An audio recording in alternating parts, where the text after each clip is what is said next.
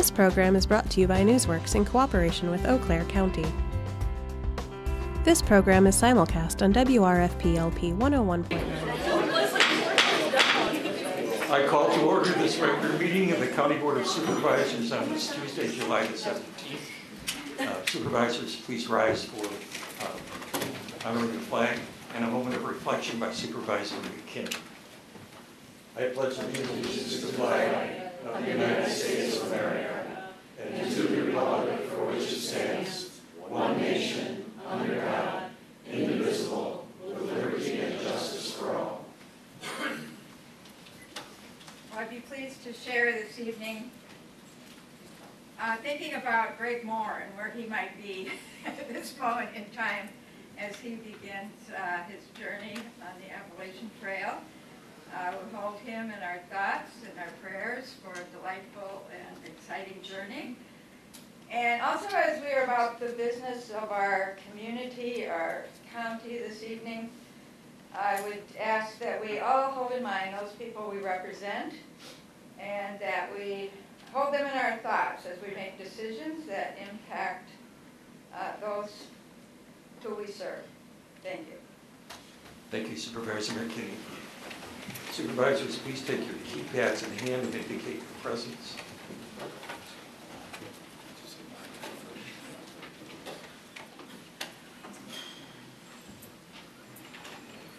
That's it.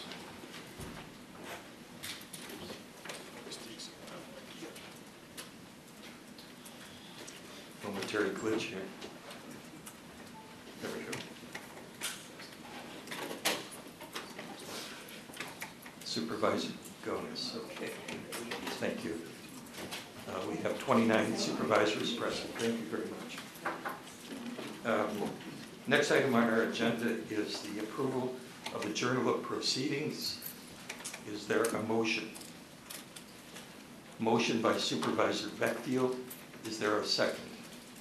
Second by Supervisor DeLuca. Any additions, deletions, or corrections to the Journal of Proceedings?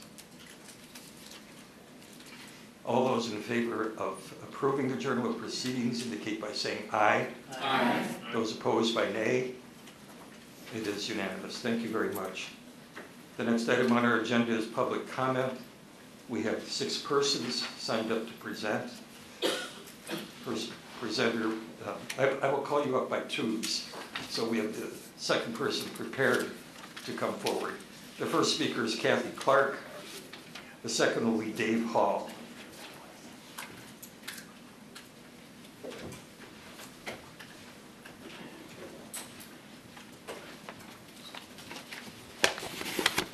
Hi. It's good to be back. You're not back. He is so mean to me. Thanks for allowing me the opportunity to speak tonight. You are all about to make one of the most important and impactful decisions of your term of office tonight. Hopefully, my words to you will provide some help in the decision-making process. I'm speaking, of course, about the vehicle registration fee. In the past, I really haven't been a big fan of the wheel tax, as it's called. None of us really welcomes another user fee or tax. And as most people, I'm sure, I was patiently waiting for the state to do something to provide counties with the money necessary to improve the roads and maintain them. Didn't happen. Doesn't look like it's going to happen. And now, the county faces a daunting dilemma. Do nothing, continue borrowing at an unsustainable rate, or propose new revenue, which is what you're about tonight. Some have suggested letting the lesser traveled roads just go to gravel. Not a good idea. More expensive to maintain. Weekly grading in most cases. Replacement of gravel and other things that go on. And those people who suggest that probably have never lived on a gravel road. I have. And just not too long ago, my good friend Supervisor Bates and I were in Iowa. And we ended up, for reasons I won't go into, we ended up on a gravel road. Miles and miles of gravel road. I would never want to do that again. It was not pleasant. Having spent several terms on the county's highway committee, I was able to see this dilemma that you're facing firsthand. The county roads are in bad shape. At the time that John Johnson was hired as the county highway commissioner, Eau Claire County was at the bottom of the PACER rating of 72 counties. It's improved, but it's still not where it needs to be. Ms. Clark, please conclude your remarks. Sure. Thank you. Pick some, see? The $2 million fee will go along, that this will generate, will go a long ways. I have three major things. Don't postpone the vote. It's too important. County committees are working. They need your input. Don't decrease the amount. That's what's needed for the jobs that need to be done. And don't share the dollars with other entities. That would also defeat the purpose because it would reduce what the county received. Counties don't have the option of special assessments. And cities can also implement their own fees if they need to. And I assure you, I know some of you are sitting there thinking, sure, she's not on the county board anymore. She doesn't have to face the flag. I can tell you, if I were on this county board, my vote would be the same. I assure you that it would be. And I urge your support of this resolution. Thank you. Next is Dave Hall. Following Dave Hall, Doug Jacobs. Hi, my name's Dave Hall. I live in Augusta. I guess the few questions I have is, okay, I'm a single person, but I have 7 vehicles, which includes a car I drive back and forth to work, a truck I use occasionally on the weekend, and 5 motorcycles. Now, am I going to pay the same amount of tax on every vehicle I own, even though it's not possible for me to drive 7 at a time? And the amount of miles I put on my motorcycles are, you know, pretty just summertime, nice fair weather. So I guess that's one of the questions I have. And another one is, in terms of doing damage to the roadways, well, you know, there's a lot of Amish in Augusta type area. Steel wheels, steel horseshoes, whatever, and they're going to be totally exempt from having to fix the roads. And you know, I guess I'm not totally against a wheel tax, but I'm looking for some kind of equity in the whole deal. You know, the vehicles, what, over 8,000 pounds are going to be exempted?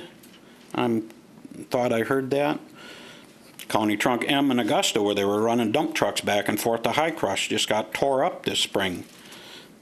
You know, that's not my doing. I realize everybody's got to pay, but so in the end, I guess that's what I'm asking is, how can we make it more equitable for people? You know, if it can be a per person instead of per vehicle or something on that order. So, like I say, I'm not totally against it, but fairness, I guess, is what I'm after. Thank you. Thank you. Next is Doug Jacobs, and following Doug Jacobs, Mike Golette. It's true, I am Doug Jacobs. I reside south of Augusta, about 5 miles on Doolata Road, and I just wanted to weigh in my opinion also on the vehicle registration fees. I applaud what you're doing in terms of maintaining the roads and your desires to improve them. It's the right thing to do. I'm a little concerned about how we go about funding that, and not from a personal standpoint. I don't mind paying the suggested fee. I'll be fine with that. But I think there's some inequities built into the system that if I were in your seat, I would want to give some thought to.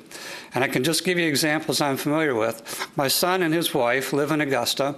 They have 3 teenagers, 4 cars in the driveway. 3 of the 4 cars very seldom leave the city limits of Augusta. The one that does is a traveling salesperson's car, and it's mostly on state highways. Is it really fair to charge that household $120 when someone else doesn't have to pay that much? I would echo previous concerns about senior citizens, single parents, low-income families. This will have a negative impact on a lot of folks, much bigger than it might on those of us in the room, to add that additional tax onto what they already pay for their license fees. Those are concerns. A little more specific to Augusta, it's kind of been touched on. But when I leave my house, I drive north to get to Augusta. I can drive on County Road G, it's 5.5 miles. I can drive on County Road M, also 5.5 miles. I took a count yesterday. When I take the G route, I will go by 10 conventional houses. I will go by 26 Amish houses. When I take the M route, I will go by 12 conventional houses, and I will go by 28 Amish houses. There's an article in the newspaper back in February in the Eau Claire Leader. The headline was, "Bill aimed at highway damage caused by horseshoes." I'll read to you just a small portion of that article relating to that. Quoting, "The desire for the horseshoe law was spurred by highway damage reported in rural Eau Claire County and Thorpe. Eau Claire County Highway Commissioner John Johnson sent a letter and photos to the State Assembly's Criminal Justice and Public Safety Committee for its January 25 hearing on Bernier's bill to penalize damaging horseshoes. In the attached pictures, you can see the damage that's happening due to the excessive traction methods being used by animal-drawn vehicles," Johnson wrote. About 70% of the recently laid asphalt on County Road Highway CF showed damage from horseshoes, and Johnson wrote that replacing that asphalt costs $185,000 per mile. So like the previous speaker said, we have my grandkids ponying up to pay this vehicle registration fee. We have the people in Bridge Creek Township that are really causing the need to maintain our roads paying nothing, and I don't think that's equitable. So I hope you'll give that consideration before you pass any final opinions here. Thank you for your time, and thank you for the time you spend doing this job. Thank you, Mr. Jacobs. Next is Mike Golott, followed by Dale Peters. Thank you for the opportunity to present to you tonight, and I just want to first start by commending you for your work on this issue. Being in municipal government, I'm very well aware of the issues with maintaining roads, and I understand why this needs to be done, why something needs to be done, but I just have a few comments to present representing the city's interests. As people said, we don't have a lot of funding options. The city perhaps has more funding options than the county, but you must consider that the special assessments is a double-edged sword when you're looking at implementing a fee. So that means that our residents that are being specially assessed in the city of Altoona would also have a $30 tax or wheel tax to pay as well. So they're getting doubly charged. So the wheel tax, the vehicle registration fee, as many people have pointed out, is not a perfect system, but I commend you for looking at it because it is one tool that you have to fix a problem that is a real problem. I understand that the $30 was based on looking at a CIP, so it's based on good science. I have no argument with that.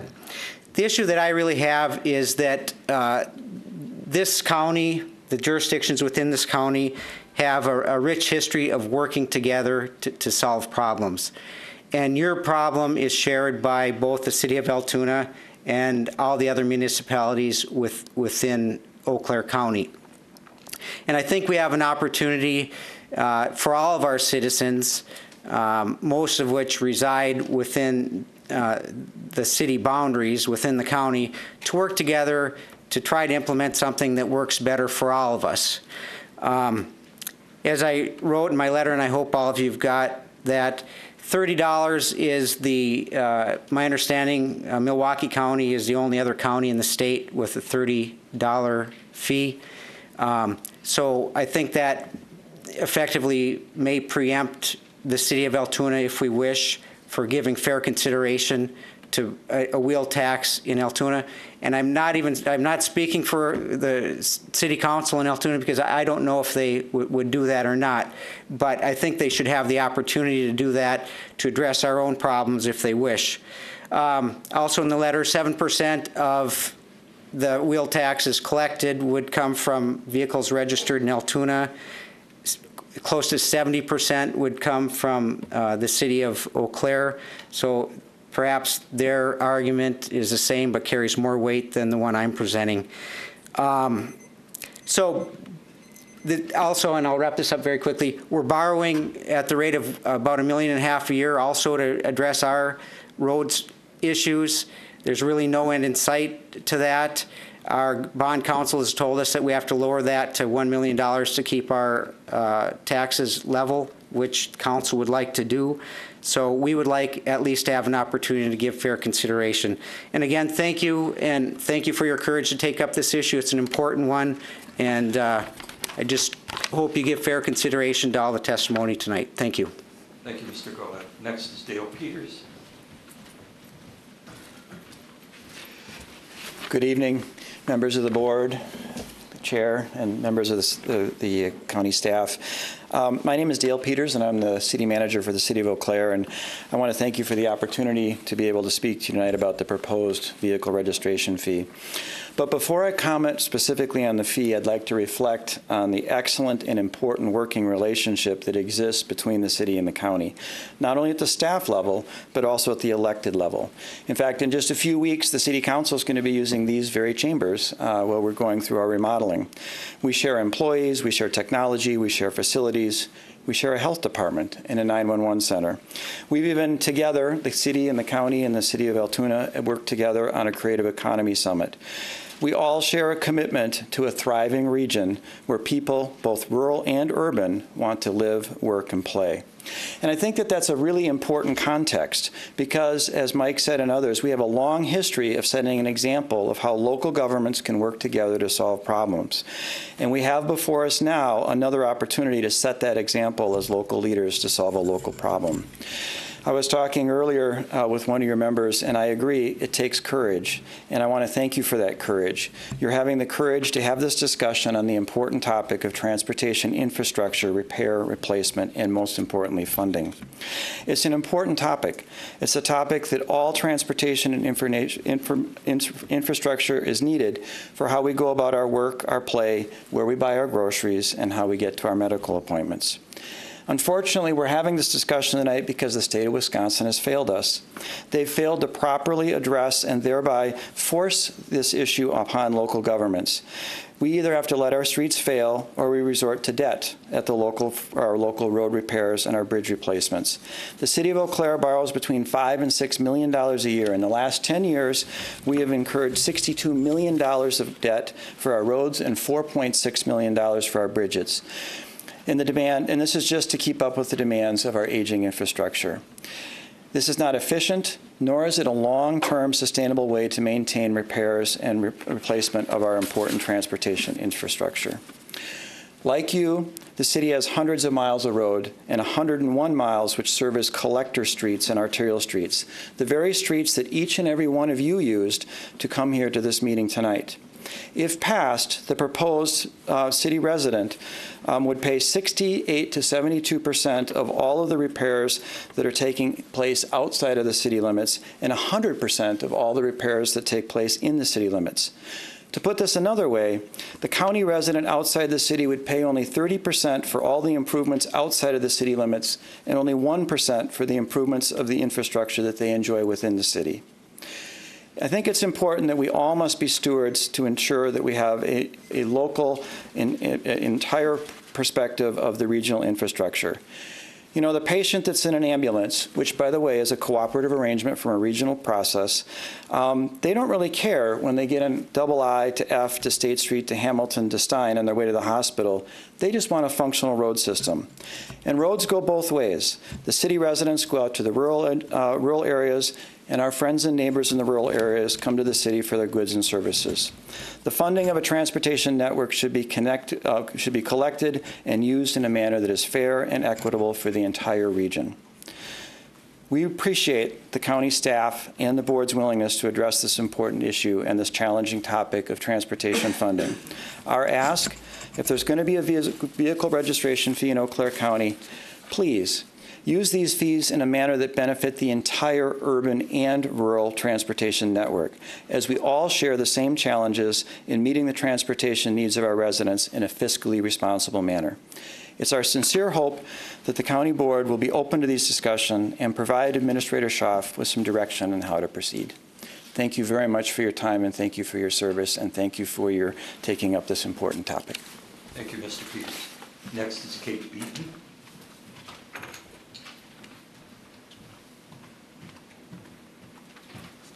Thank you. Thank you for the opportunity to speak to you tonight. I'm Kate Beaton, and I serve on the Eau Claire City Council.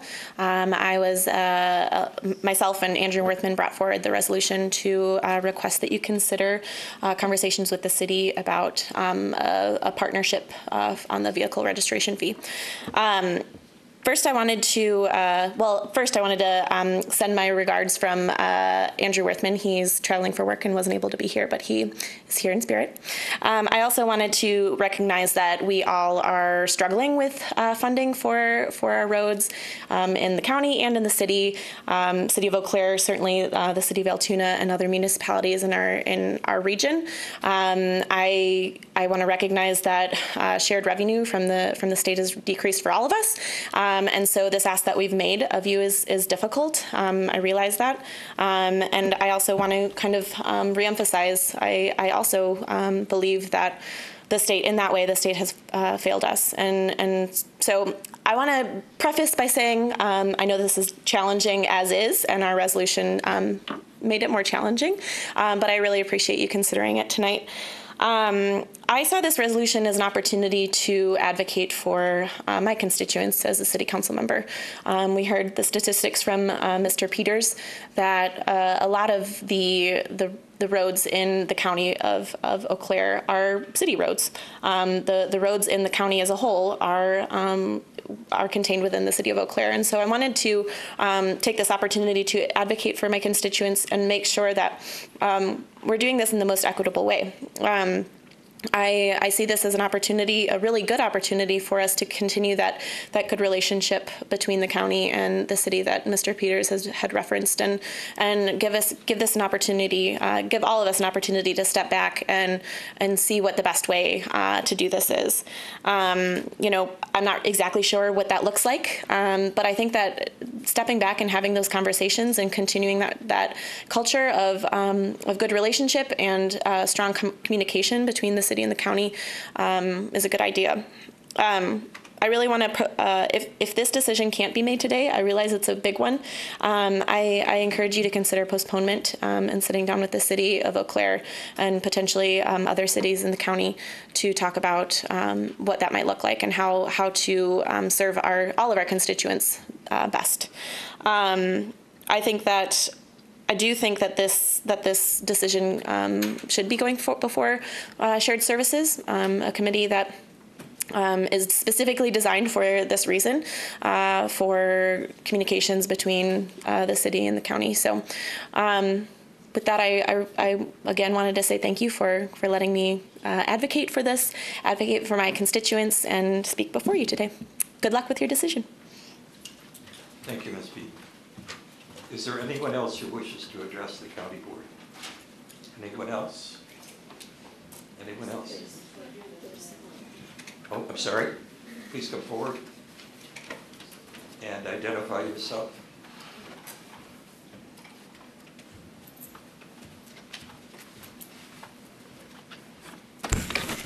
Yeah, my name is Tom Wick, and I'm from Altoona, Wisconsin. And I am opposed to this wheel tax. This is not a fee. They're calling it a fee. And this is a tax. This is a regressive tax, especially for seniors and poor people. Hey, they are hurting already. Why are we going to just kick them down a little more yet? What are they going to do when they need some medication? That a lot of seniors at times they go without a lot of medications. They get a prescription. Oh, can't buy it because it's costing too much. I'm not going to be able to eat tonight. And I do think it's an unfair tax, well, because of the exempting the heavy trucks. If I'm a firm believer, probably if it's got a lot of trucks, they're a business. And whatever this increase is, okay, it's a business expense, the licensing, the gas, and they're the ones that are wrecking our roads, mainly. You take these little cars nowadays, they're not doing a whole lot of damage to roads, some, but see what else have I got here.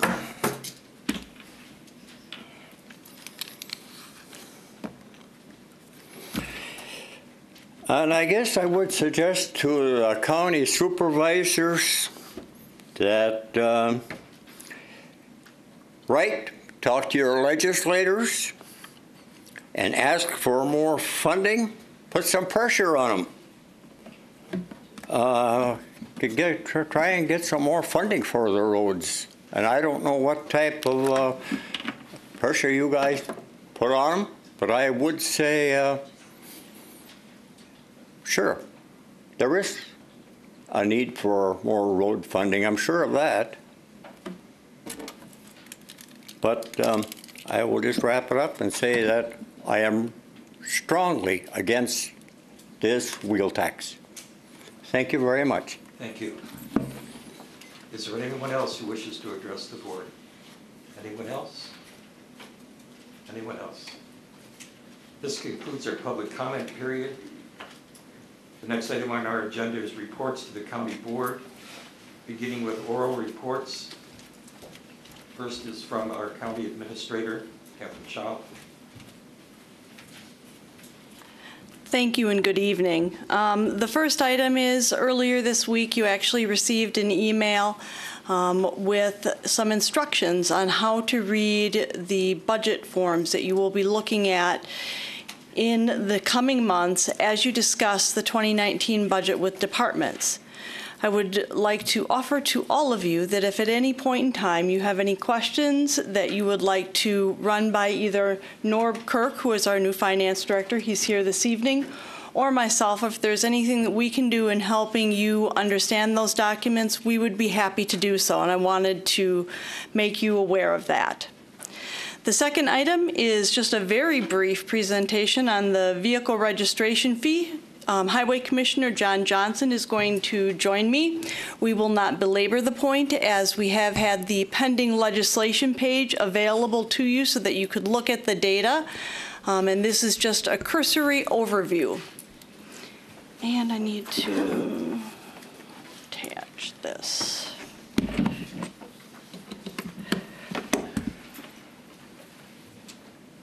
It's not coming up.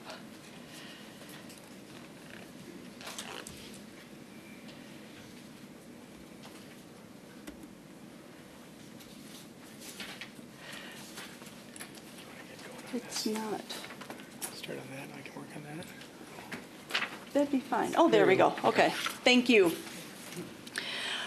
So the process for the vehicle registration fee began quite some time ago. Many folks will remember who have been on the board for any duration that this has been a topic that we discuss every year as we discuss the overall county budget.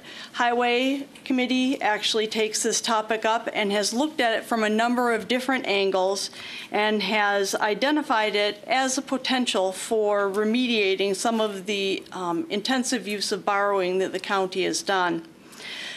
Joint committees of Highway and Finance and Budget then began their analysis with 2 joint meetings, the first of which was March 8th, the second in June, and that was June 7th. And in those meetings, they went through a lot of data and analysis of that data. An evidence-based approach was taken. We looked at the long-term fiscal analysis of the road conditions and a highly detailed plan that John Johnson will very quickly review with you. We looked at the funding sources that were available and the overall capital needs of the county, which is also part of the equation. It's about much more than simply the roadways that the county actually maintains. And so with that, John, would you like to cover just some of the specifics on highways? Sure. What you have on the screen in front of you is just a very good summary of. Oh, sorry. I'll get in. Thank you. I'll get up. So on the underneath the table, it says levy funding per road mile and total funding per road mile. But so what this is a analysis of regional counties in our area to show where we stand as far as funding levels. And I think this is important to know because when you look at the ECC Eau Claire County, we're at $4,100 per highway mile of levy funding, which is the lowest in the area, and it's actually lower than Pepin County, who is almost 120 miles of road. But when you look at total funding, we have been borrowing, and this is where this discussion comes into play, is we have been borrowing funds to improve our highway system, which is a good decision by the board. And now we're looking at, okay, what is that long-term cost going to be? And through the innovations, we've been able to lower our costs by 32% in our highway construction program, which is a good thing through various teamwork. And then when you look at revenue sources, what we have basically is property levy, which is the lowest in the area, like I just said, bonds, which we've been doing, and then the only other option as we evaluated this as joint committees, finance and highway, was the vehicle registration fee, and that's a tool that's in the toolbox that we're discussing tonight. Lack of new revenue source means service reductions. You hear some of the statements about gravel roads and those types of things. Well, we don't want to go to that point where we have to maintain gravel roads. We did have that on Double R not too long ago, and everybody along that road, their houses were covered with dust, and it was very frustrating for them, to go backwards. So I think it's very important to look at. We're trying to do the best overall for the whole county, not urban or rural, but what's best for everybody, and apply those funds evenly. So, and then the next slide. So what are we trying to get to? We're trying to get to a goal of a 6 on our PACER rating, which was a resolution that was just passed by the board. And the reason for that, sorry, this is hard to see, but if we maintain the roads at the top, you can kind of see the returning graph line on the top. If we maintain our roads in better condition, it costs us less. So right now we have a lot of failed roads in the county. And on top of that, we have 5 projects coming up in the urban area within the next 4 years. So you hear a lot of debate about, investment, rural versus urban. We are, spreading those funds where they're needed, whether it's urban or rural. So we constantly work with the cities. We have projects on Highway T, Double C, Folsom Avenue, A, which is 3rd Street. So we have a lot of projects spread out through the county. And if we can keep these roads in a better condition, less inconvenience for the taxpayer, cheaper to maintain, and that's the goal here tonight. Before we go on, the 3-tiered approach. What we have designed is a 3-tier approach to our highways in Eau Claire County. The tier is based upon traffic volumes and the classification of the road. So in Eau Claire County, we have a wide range of transportation needs. We have low volume rural roads to high volume urban roads. So we broke those into 3 tiers so that we can apply funds to them evenly to get to that 6.0 PACER rating. So that's what that tiered approach does. It doesn't just focus all the money in one or the other. It applies it in a methodology that is based upon traffic volumes and then the classification of road. So that's the best way we could work at getting that 6.0 is to say, okay, and our roads that are over 2,000 cars a day, which are right around the urban area or higher, we need to do this many miles of road per year and focus on that as a goal. So we just wanted to sum up with some of the whys, and from the county perspective, this provides for us an additional and reliable funding source.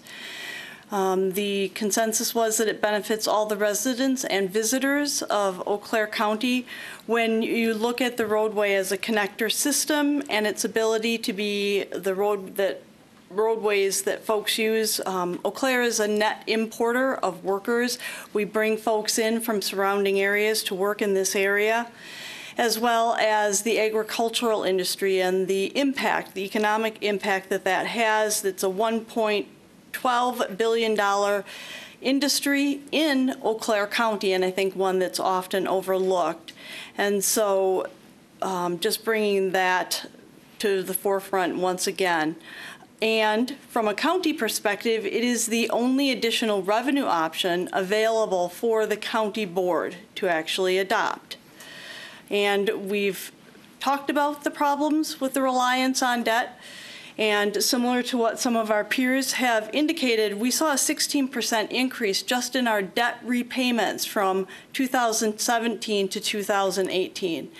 And that number will continue to grow unless we find other options or other funding sources, or make the choice to reduce service. And then the final point was simply, and when you're not borrowing, the savings comes in the form of lack of the interest on that amount borrowed, as well as the issuance costs that we save. And so there is a certain amount saved. You can look at that in a variety of different ways, and depending upon the construction of a household, it could actually be a cost savings for individual households, not necessarily across the board, as we heard from the gentleman this evening who has, I think, 7 vehicles. So it is not necessarily uniform, and one of the other things that we heard was in regard to the equity. We have no control over the design of the vehicle registration fee. We can only choose to implement it or not. Do you have any concluding remarks, That's John? about it. So any questions? Yeah. Chair? I got one question. I'm sorry. Questions may come only from the supervisors at this point. I'm going to scoot out of the way because I'm thinking they're going to be you. Okay. Supervisors? Supervisor Stoches. Yes, thank you, Mr. Chair. So you say we only have a choice to implement it or not implement it. Is there, can we put any kind of variation on it? For example, could we exempt the first vehicle per household or per person? We have no flexibility like that? You have no flexibility like that. Yeah, it's administered by the DMV, or the state of Wisconsin administers the program through the existing registration fees. Supervisor Stoches. Thank you, that answers Supervisor Beckfield. Okay, I guess this would be a good question for council. Do we have an avenue to share these funds with any municipality that you're aware of? No. Okay, that's a definite, not a maybe, that's a definite no. Okay, I'll scratch that. Number 2, is motorcycle registrations exempt? Yes. Yes, they are. They're not on the list of vehicles that qualify for this. They're exempt, yeah. Then the second thing is are we indeed borrowing less than we have, or are we adding these dollars to what we're spending and increasing our spending? Because I'm confused, because I've been reading in the paper that we're not going to be borrowing, but yet we're going to be borrowing. I'm reading this as yes, we are. We will continue to borrow for infrastructure with the long-term goal of reducing that to the extent that we can. When you look at the 2017 budget and the 2018 budget for highway, you will note that there was a decline in the funding from 2017 to 2018 because of the need to actually lower the amount that we were actually borrowing in that year. So there was a decline in funding from 2017 to 2018 in borrowing for highway projects. Yeah, so far so good. And then the third thing is, I'm gonna let somebody else answer it maybe. It's a question of, I see there is no sunset provision of any kind in here. It would go on forever until somebody. Correct. That's the way it's drafted right now. Yep. But yet, the point is we're trying to get to a PACER rating of something, okay? Which, if you hit that PACER rating, it's gonna continue to go on, correct? Correct. Okay. As it's drafted, correct. Those are Yep. questions I have. Yep. Thank you. Supervisor DeLuca. Okay, so I have three. If DOT takes the money in, how long is it before we get the money to the county? So once it's a 90-day minimum time frame to get this implemented is the minimum by statute that the DOT says it takes. We have to notify them, and then after that fact, as they receive registrations, those funds would come to the county then. So right now, all we know is there's a 90-day period to get that set up, and after that, if we say it's effective, if the motion is to make it effective January 1, if they're notified 90 days prior to that, then those funds would come on that date, for instance. So. Okay, so they come to us daily, monthly, they gather it all together and give it to us at the end of the month, or? Right, the payment from the DOT, that would have to be upon their decision. I'm not sure how they're going to send that check, if it's monthly or how they'll do that through their administration, but they administer that program. So I'm not sure how often they would send those registration fees. Yep. Oh, maybe Keith can. Yeah.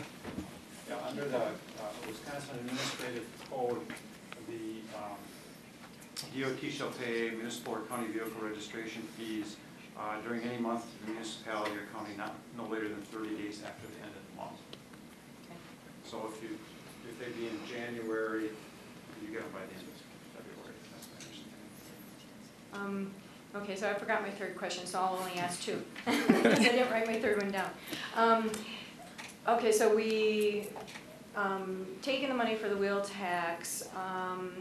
Is it then put in a fund only to be used for road repairs, bridges? Is sidewalks included in there as well? I thought I read something about sidewalks.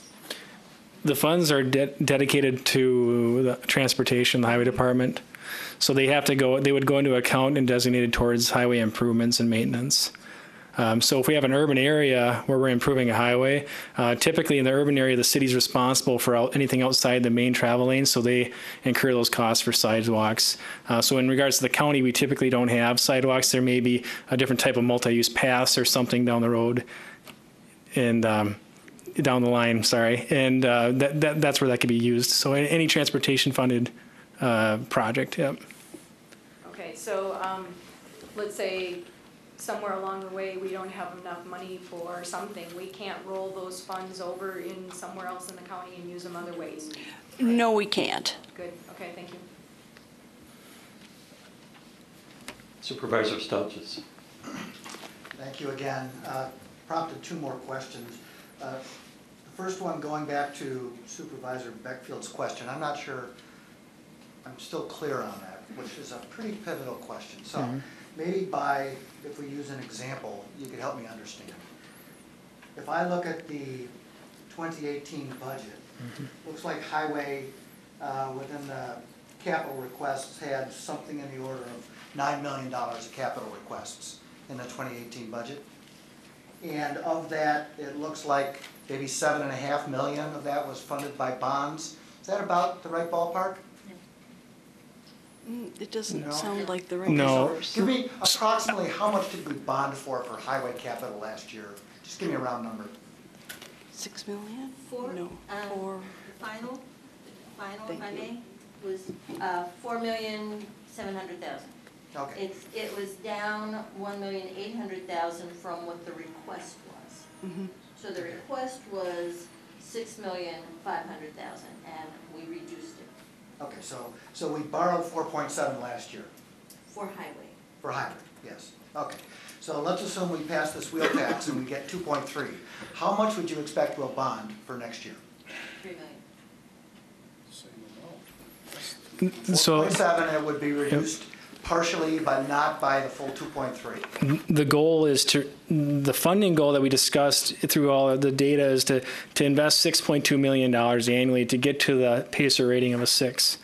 So that's our goal, is that funding level. So depending on, if the vehicle registration fee is passed, it could potentially be that difference.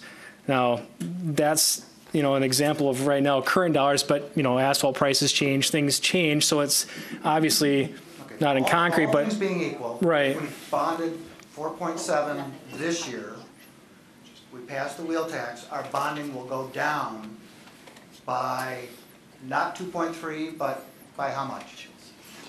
Half that? That's actually really a decision for the board to make. Yeah. And so that's the decision that our board makes as they work through the budget and they pass the budget. So every year, as part of the budget process, if this were to pass, you would actually be looking at the portion that is offset by that, and then you would make a decision on other projects that you may want to borrow for. Let me rephrase your question. What would your request be? It would depend. Right. It's really going to depend. So to sit here today and say this is what the request would be, there are so many variables that go into that. I can't tell you exactly what the request would be. If your question is, will this offset the borrowing in highway and that amount remain static?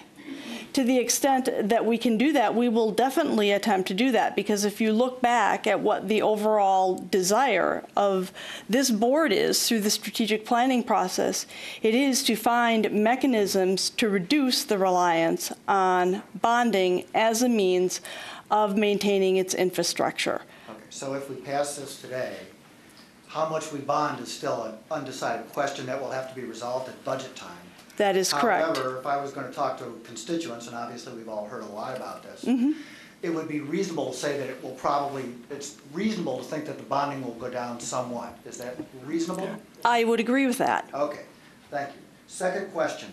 Back on one of your slides, John, you talked about funding sources. I didn't see anything on there from state revenues, but don't we get some state revenues on highway? You said we have 3 sources, levy, bonding, wheel tax, but state revenues are also one, and if so, could you explain kind of how that works? Right, correct. We get state grants depending on the projects, but what we've been doing now and looking at our capital improvement program itself, it's solely funded on bonding. So that's why we're focused on that one revenue source. So we do get some state grants through projects. For example, we just were awarded about $2 million in bridge funds. But those are bridge funds that then reduce that bonding need in the years to come. So the only thing we have in our capital improvement program for funding is long-term debt or bonding. But there was some talk that if we did the wheel tax, that then we would probably get more state shared revenue or something. Did I miss that? It's a shared cost formula. So as you invest, those funds are based on a multi-year average. That's how you increase your funds, by investing in your transportation system, whether it's long-term debt or levy or whatever those funds are. So in essence, the more you invest, the more you can get back from the state and GTA, but there's limits on that as well statutorily. Does it change the ratio or what? It's just based on what you invest. Yep, over the years, over a 6-year average. So if we decline our investment over the next 6 years, we'll start to see that state aid go down.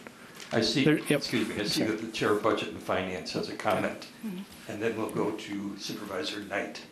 I just want to add a little clarification.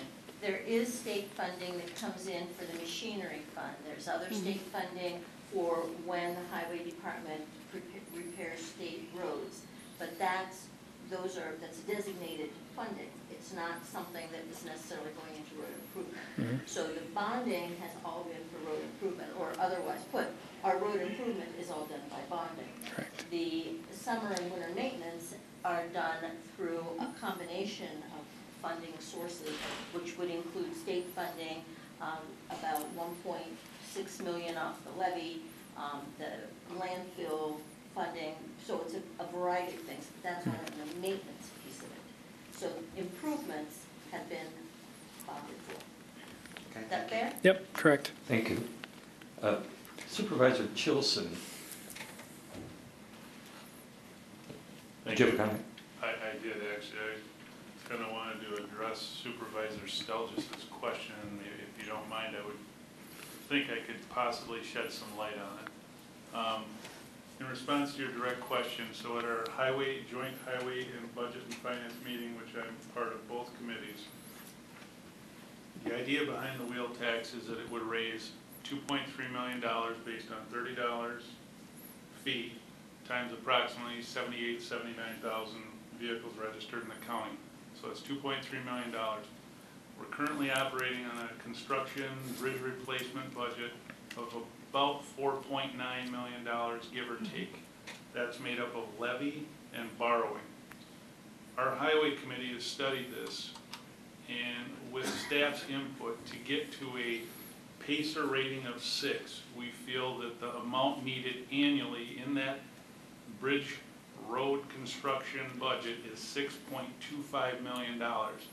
So the idea being to break it down, the wheel tax will generate $2.3 million. To get from our current level of 4.9 to 6.25, I'm just going to use round numbers, and let's say that's $1.3 million. So take that from the wheel tax amount generated, that's where that amount's going to come from.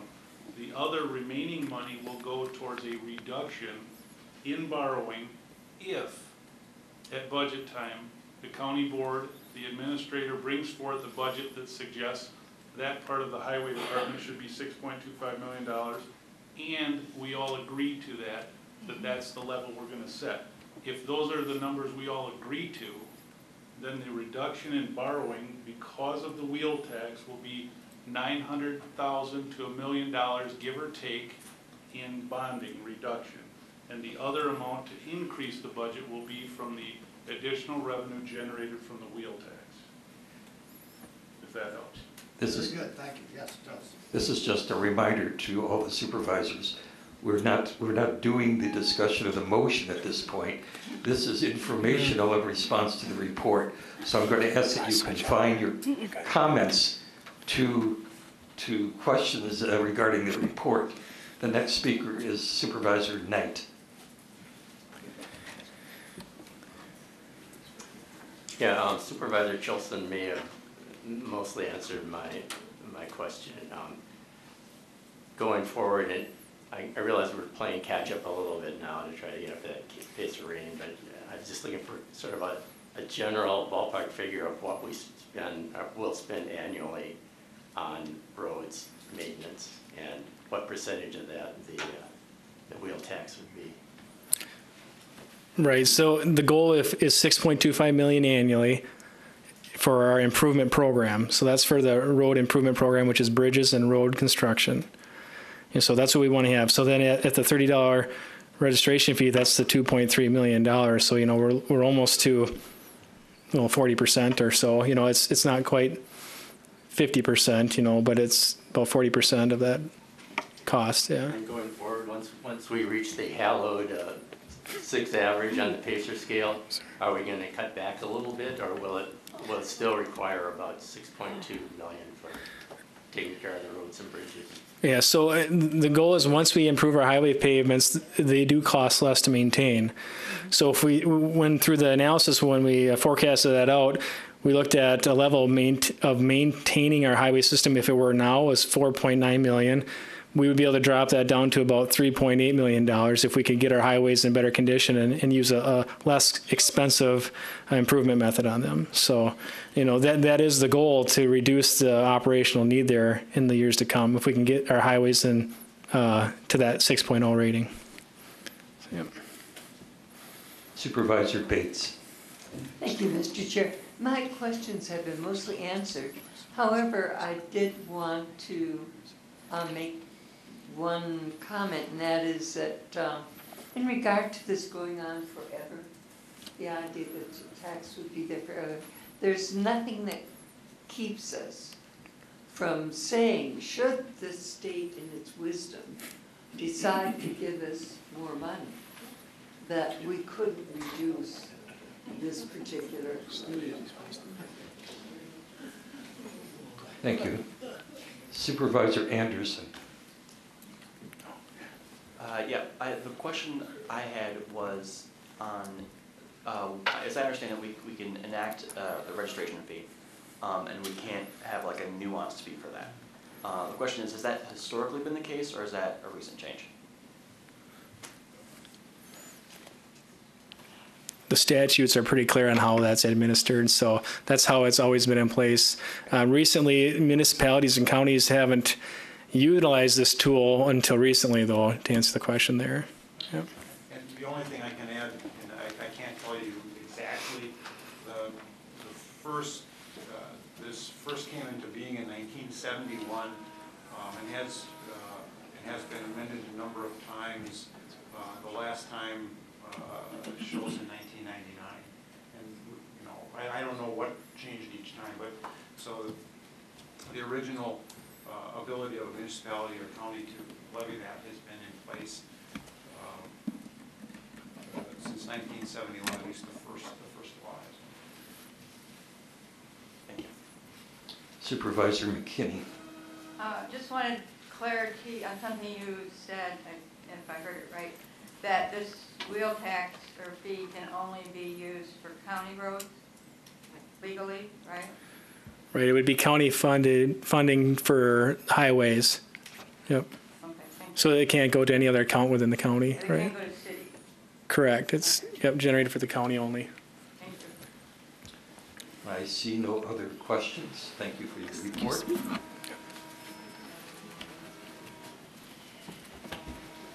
You have in your packet the written reports on the contingency fund, jail population, and second quarter overtime comp time. The next item on our agenda is presentation of petitions, claims, and communications. You have a letter in your packet from Representative Warren Petrick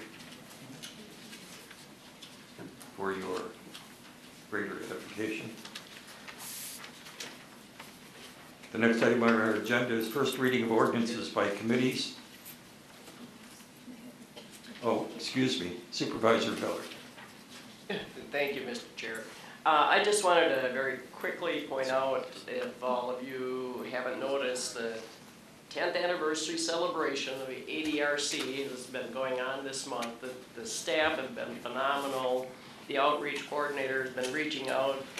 They've been attending events, setting up displays, participating in various things, including tomorrow evening there'll be a featured organization at the Express ball game, and so you might want to swing on by. And then they're going to wrap up the month of July with the Sounds of Summer concert event down at Phoenix Park.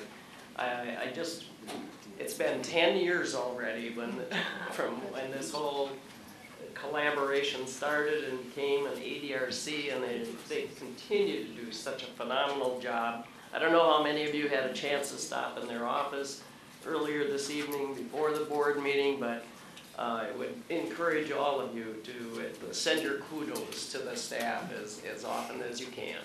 Thank you. Thank you. Supervisor Schroffenau. At everybody's desks, you'll find an invitation, a brochure for the Eau Claire County Fair, and it's starting on the 25th of July and running through the 29th. I can guarantee I'll be slinging malts with Jane Mueller, and I encourage at least our extension folks to come and work with us during the fair. If not, I encourage all of our county board folks to come check out the fair, and if you have a couple of hours that you might want to participate as a malt slinger or a petting zoo kid corraller, you would be highly welcome. Thank you. Are there any other communications or announcements? Seeing none. First reading of ordinances by committees, beginning with file number 34. This ordinance makes changes to Title 8 of Health and Safety in the Eau Claire County Code. A question from Supervisor Bates. No, I'm wondering if we should take this under suspension of the rules, Mr. Chair.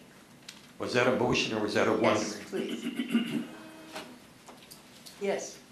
Yes, you're making a motion. Motion to take this under suspension.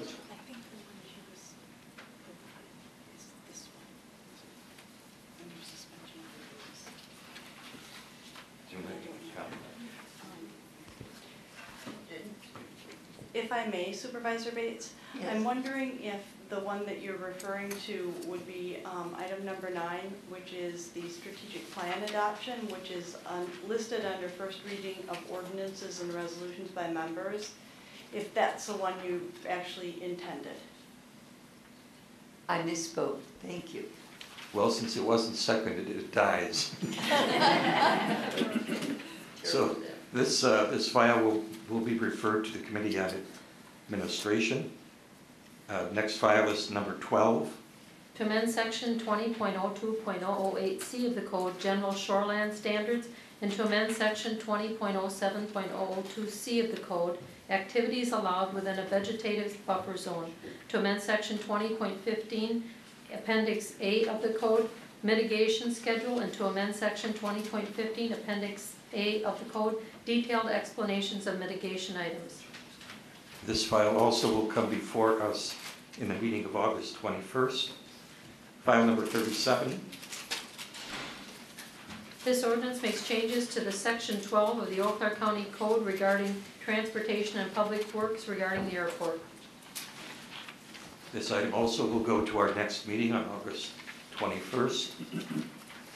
Next is first reading of ordinances and resolutions by members. File 43. Adopting the Eau Claire County 2018-2020 strategic plan goals. Supervisor Bates. Excuse me, I'm a little lost here for a minute.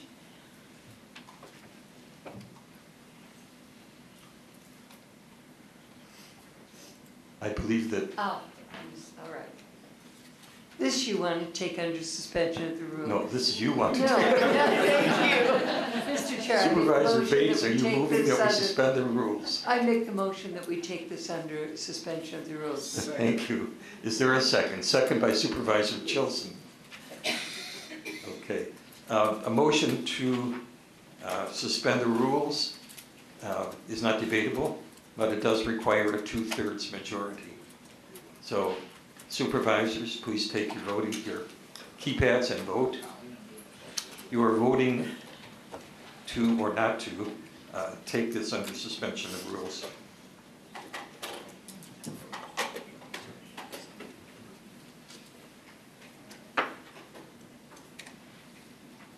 There you go. Okay. So you. Oh, you have to watch that Smyer guy. It's a unanimous vote, so this item now comes before us now. We have suspended the rules, so what action do you wish to take regarding it? Thank you, Mr. Chair. As you know, that this board worked diligently throughout a number of months to be able to pass a living wage ordinance. It's an ordinance that we should. We're talking about strategic plan. I'm sorry. I must be confused tonight, am I? Your beginning was very clear, was very good, Thank you, I'll try for the right one. but I think you're applying it to The strategic plan. process is file 18-1934. And this is the part of the strategic plan that now involves the Board of Health and proposing changes that they approved on June 27th. As you can see from what's on your fact sheet, there are a number of changes, including the elimination of footnotes, and usually that's because of the fact that the ordinance that it referred to has been changed. Excuse me, Supervisor Bates. I believe you're referring to a different file here. The strategic plan is file number 43. And it has to do with the strategic plan for 2018 to 2020, strategic goals, funding and revenue generation, buildings and infrastructure, staff, provision of services, communication, and strategic initiatives.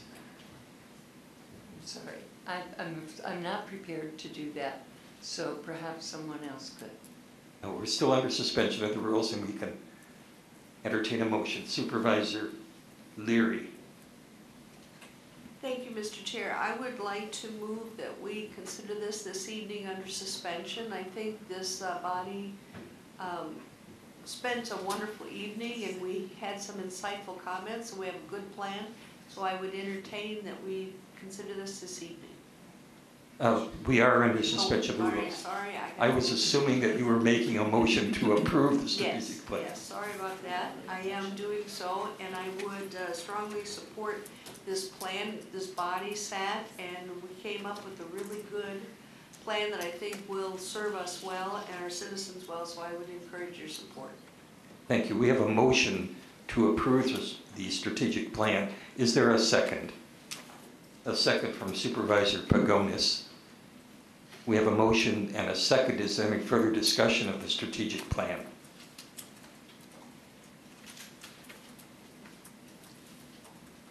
Supervisor Wilkie. We all spent a considerable amount of time together working on this strategic plan. Really what's happening here is formalizing the hard work and the candid and open input that a number of supervisors had here. I would speak in favor of we now formally approve our strategic plan. Thank you.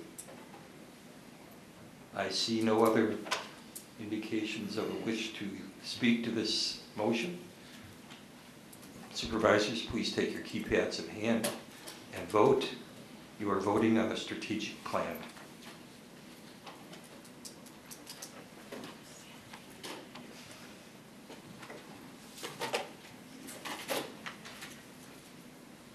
That motion passes unanimously. Thank you very much. The next item on our agenda is under reports of standing committees, commissions, and boards. File number 33. To repeal Chapter 2.95 of the Code, living wage. Motion? Supervisor Wilkie? Are you making a motion? No. You're not. Supervisor Buchanan? I am not making the motion. I am requesting to speak if a motion is on the floor. Supervisor Bates, are you making the motion? I'll make the motion in order that discussion can take place. Motion by Supervisor Bates. Do we have a second? Second by Supervisor Russell. This is now up for discussion. Supervisor Wilkie. Of course, this is a sad thing to have to bring before this board, but we do have an option. We do not have to vote yes on this. Obviously, what happened is we as a county decided that we no longer wanted to use taxpayers' dollars to enable and perpetuate poverty. That's our living wage ordinance. Even those that were a little skeptical of it are now finding that it was working out much better than they expected. Many of us were on the board at that time and voted for it. I'm suggesting this evening that you in fact say a no vote, because we bring this before you reluctantly. What will happen is it will stay on the books, but obviously it won't be enforced. We don't want to break the law, but it can stay on the books, and it can send a message to the state that we still believe that we should not perpetuate and enable poverty wages in the county. I think that's a good message to send. A lot of hard work went into that ordinance by staff and committees who vetted it at length. And I want to see us still maintain that belief and that message. As well as there's always that hope that at some point representatives change and they rescind it, and then all that work will not have gone in vain. It will be there and we can put it into place. So it's brought to you because of formality, but I would encourage you to register your no vote. Those that have supported it in the past, those that didn't might be reconsidering now that you've seen how it worked. And for new board members, you have an opportunity to have your voice heard and take a position on this by a no vote. I apologize. I did not ask for explanation right after the motion. So explanation from Supervisor Bates or Corp Counsel. Zames. Thank you. I'll try this once again. Okay. As we put this particular ordinance into place, the one thing we did find out in implementing it is it really had very little impact on our contracts. That what we were hoping to accomplish with this was to not only show the individuals who we contract with that we were willing to offer more money for their contracts for their employees, but also that it wouldn't make a difference as far as our contracting with them. And I think over the months that it was in place, we found that adjustment was made. So like others who have spoken this evening, I think, again, this was a success. The hope was that there would be an opportunity to be able to elevate wages in other areas, in particular in the areas that we serve in human services, where a lot of the contracting agencies have CNAs and such that really pay quite low. So I would like my colleague, Supervisor Wilkie, I would encourage you to vote to keep it on the books and really allow us to remind people that this can be done successfully. I call for explanation from Corp Counsel Zames regarding the motion. The reason this is before you is because, as you can see in your fact sheet, the state of Wisconsin took legislative action to repeal the law that allowed counties to have a living wage ordinance. And as a result of that, as a couple of the speakers have said, at least going forward into the future, we're not going to be able to enforce that. The contracts that are in place, that went into place and were negotiated during the time that ordinance was effective are still in place. And just as we handled the process with those contracts that were in place prior to that, when they come up for renewal or whatever, they will no longer be subject to the living wage ordinance, because the living wage ordinance is whether it's on the books or not, is no longer in effect because the state law has been changed. Thank you. Supervisor Buchanan. Thank you very much. First and foremost, I want to make it 100% crystal clear. There is no law, there is no rule, there is no policy, there is no requirement anywhere that we have to repeal this ordinance. Yes, we cannot enforce it, but there is nothing that forbids us from keeping it on the books. There are two specific areas that I would like to talk about on why I think we should be voting no. First, I think that this is not timely, and second, I don't think we should be doing it at all. But first, I want to talk about the timeliness of it. Even if you think, well, since we can't enforce it, we might as well clean up our books and just take it off now. I would recommend you to wait and do that later. Why? Because just a few months from now, we're about to have another election where a number of candidates are campaigning on opposing this very policy that Madison changed. Why would we go through all the trouble of fighting and litigating the living wage ordinance back in 2016 just to refight that in 2019 if people get elected and repeal this ordinance? So even if you think we should clean up our books, I would strongly recommend waiting at least until after the election, because this is not time sensitive. But second, I want to strongly urge you to vote no, not just temporarily, but vote no permanently. And there are two specific laws that I would like to point to as to other agencies that have kept laws on the books even when they couldn't enforce them. First and foremost, I would point to Wisconsin State Statute 490.04, which subsection 1 reads in its entirety, any person other than the mother who intentionally destroys the life of an unborn child is guilty of a Class H felony. That's the pre-Roe v. Wade ban on abortion. That law is still on the books in the state of Wisconsin. It was preempted, but the state of Wisconsin made a decision, right or wrong, that they were going to make a value statement. This is what we value in Wisconsin, so we're going to keep it on the books even if we can't enforce it. Also, as I mentioned earlier about the timeliness, if Roe v. Wade gets overturned, they could instantly enforce that rule. I want us to be able to instantly enforce our living wage ordinance if the state repeals it. So I strongly urge you to vote no. But the second ordinance, or the second policy, because state's a little far away, is closer back at home here in Eau Claire. I noticed we've got the county or the city manager here and a couple of city council members, and they can attest to that. The city of Eau Claire has an ordinance, ordinance number 5.63. That ordinance is a minimum wage ordinance. Back in 2005, the city was only one of 4 cities in all of Wisconsin to pass a minimum wage increase. The state preempted that minimum wage increase from going into effect, and the city council had to take in 2005 a vote.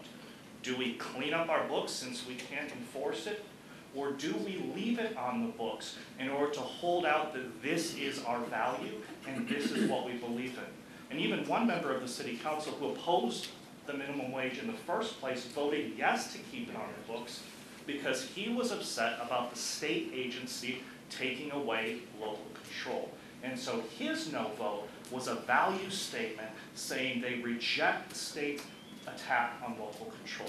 So just to summarize, there is nothing anywhere that requires us to take this off the books. We just can't enforce it. And if we keep it on the books and the state repeals their attack on local control, day one we can enforce our living wage ordinance. And even if we never again get to enforce it, at the very least we are saying as a community, this is what we value.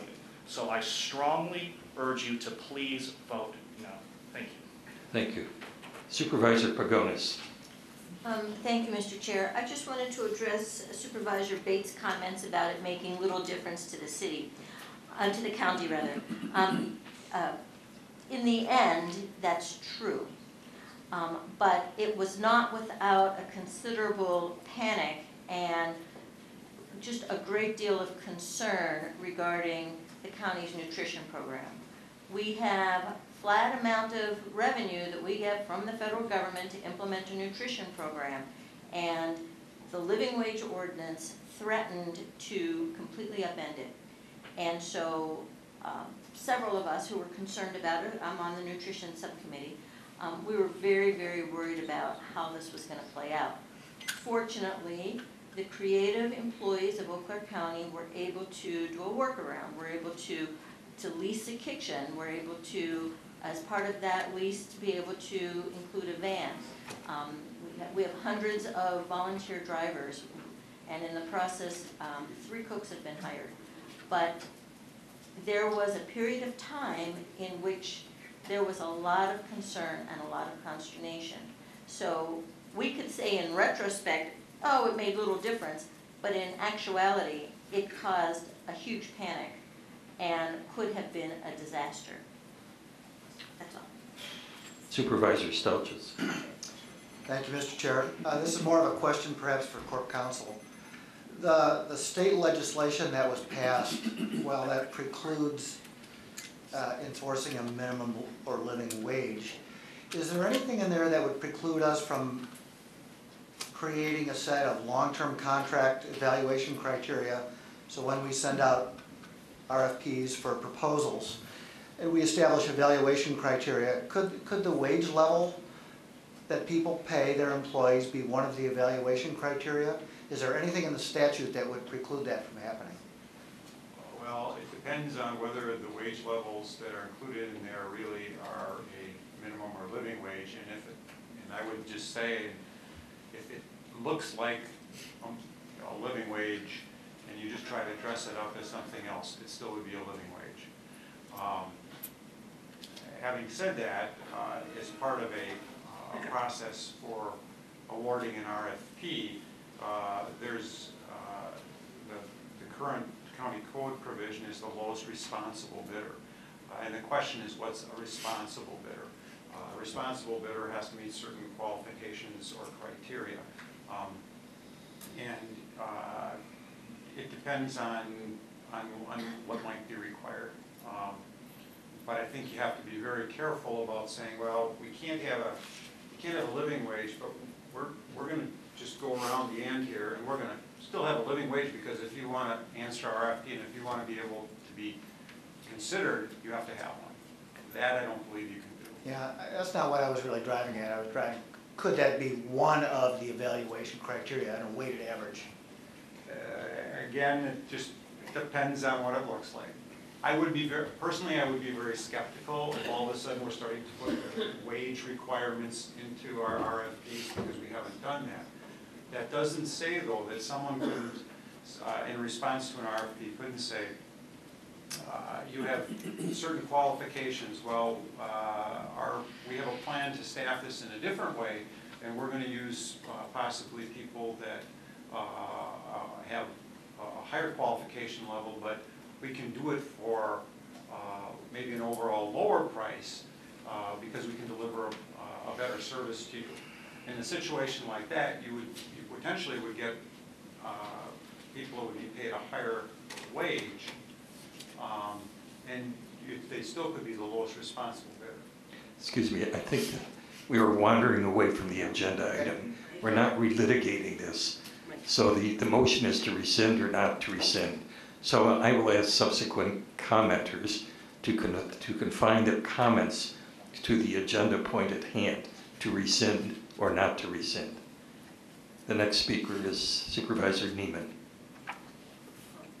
It may sound like I'm wandering, but as I have been concerned about the vehicle registration fee and its impact on the 42% of Eau Claire County families that are struggling to meet ends, it occurred to me in view of this that maintaining our support of a living wage is probably a better way to help people out of poverty than to worry about, are we going to charge them $30 a year for a vehicle?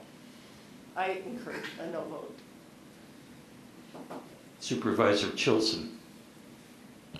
Thank you. I'm going to try to frame my comments in relation to your comment that you just said. And my comments are going to be relating to the repeal of the living wage ordinance. I'll agree with Supervisor Wilkie that it was a contentious evening, and it was an interesting one. My main concern then, to repeal it or to enact it, was that there weren't any cost estimates to go with it to give us hard facts. Those were not provided, and we did not have it to vote on when we did it. So my comment is that was my concern then. My final comment will be, as long as Supervisor Wilkie is sitting down, I'm going to take advantage of it and surprise him and say that I will join him in a no vote. I'm sure, not repealing the living wage. I'm sure that we're all, sorry, I'm sure we're all equally surprised. Thank you. Supervisor DeLuca.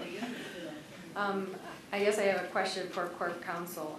In your fact sheet, it mentions cannot enter new contracts on or after April 18th of 2018 with a living or minimum wage requirement. Now that doesn't mean that you can go below the state minimum wage.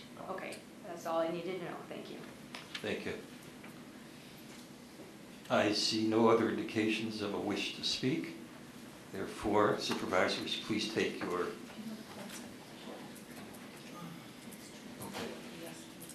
A reminder to you that the motion is to rescind the living wage law. So if you vote yes, you are voting to rescind. If you vote no, you're voting not to rescind.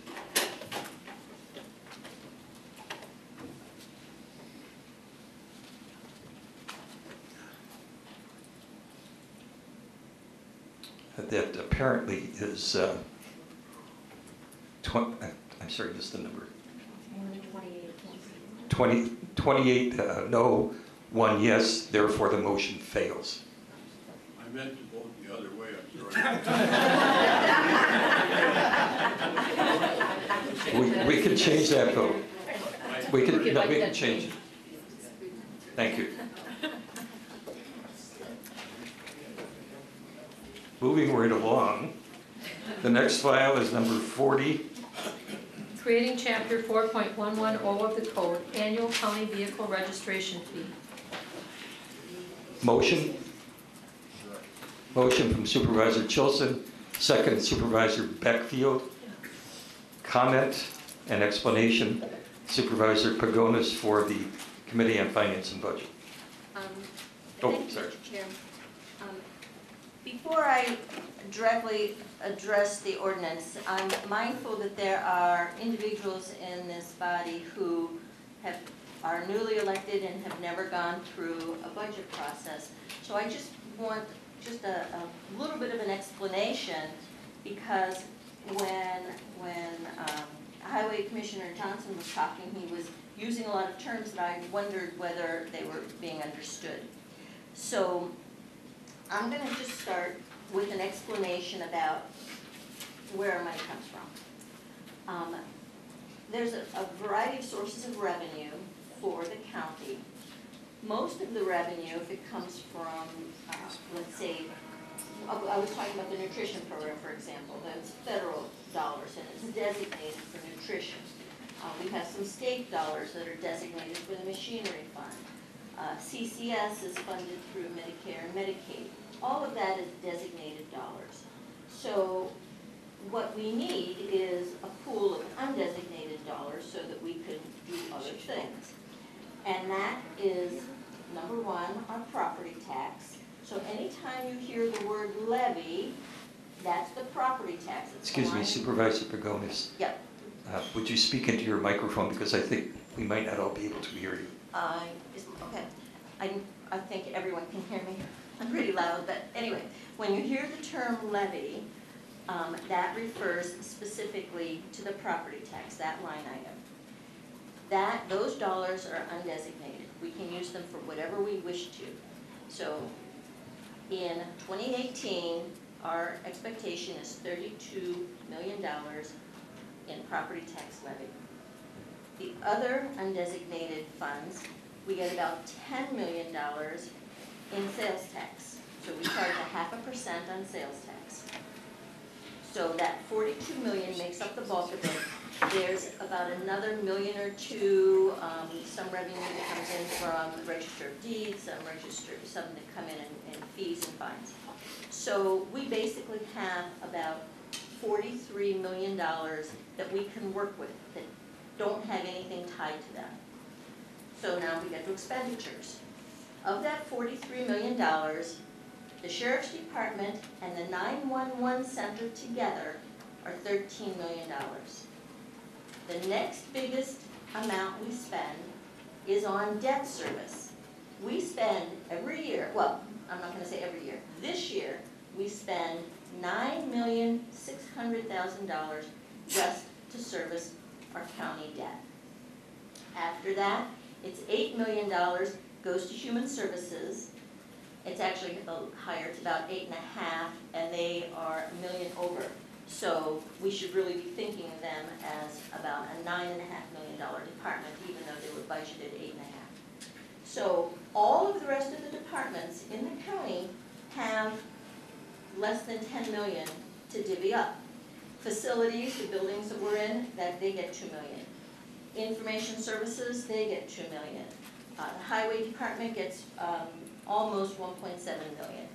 So we have a lot of things that we try and do, and all of that is coming from our levy dollars and our sales tax. When we think about that, so Eau Claire County's been pretty innovative. We have things like treatment courts. We have 4 different treatment courts. All of those are funded through the levy. We don't get, occasionally there's some grant dollars that are specific. They have to be applied for, and grant dollars, of course, go away after a year or two. So thinking about how we spend our money, there's no levy left over. Just so you understand, we spend it all. So then what happens is we go to borrowing, and we borrow for a variety of things. One thing that we borrow for are the highways, and we've talked about that. In 2018, we borrowed less, almost $2 million less than we had every previous year. In 2014, thanks to Supervisor Chilson, we borrowed 8,600,000. In 2015 and 2016 and 2017, we borrowed 6,500,000. And in 2018, we borrowed 4,600,000. So we've been decreasing the amount we borrow. If we continue, well, wait, before I get to that. In addition to borrowing for highway, we borrow for sheriff's vehicles. We get usually about 6 new vehicles a year. We borrow for large computer equipment and servers. We borrow for large software packages. We borrow for facilities, infrastructure. So we borrow for things that we consider our capital improvement, our capital expenses. If we continue borrowing at the rate we have been borrowing, in 2 years, our debt service will be almost $13 million.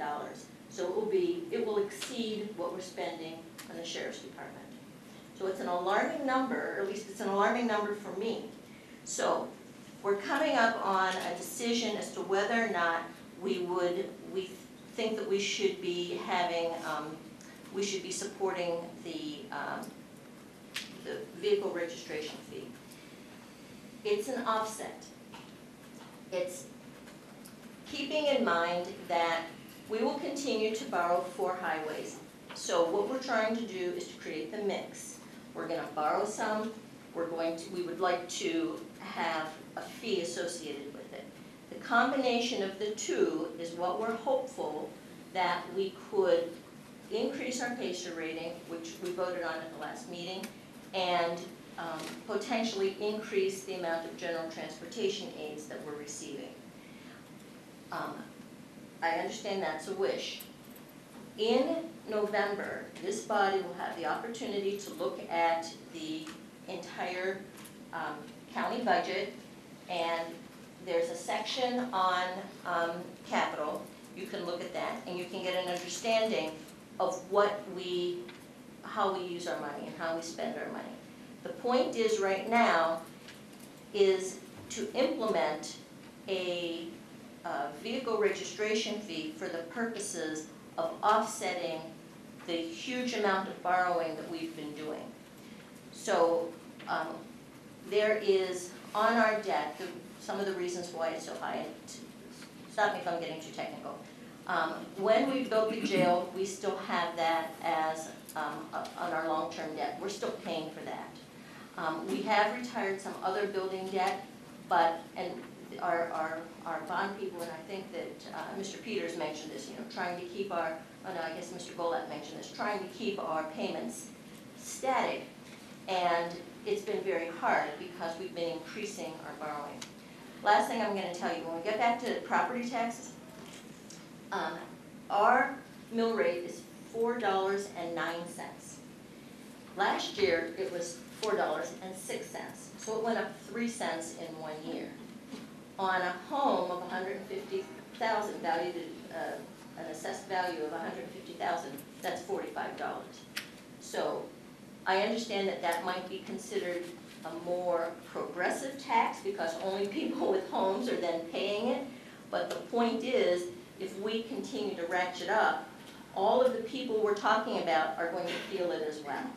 So, I understand someone with a $250,000 house pays more in property tax than someone with a $150,000 house, but everyone will feel the impact as we try and ratchet up our levy for the purposes of paying that $13 million in debt service.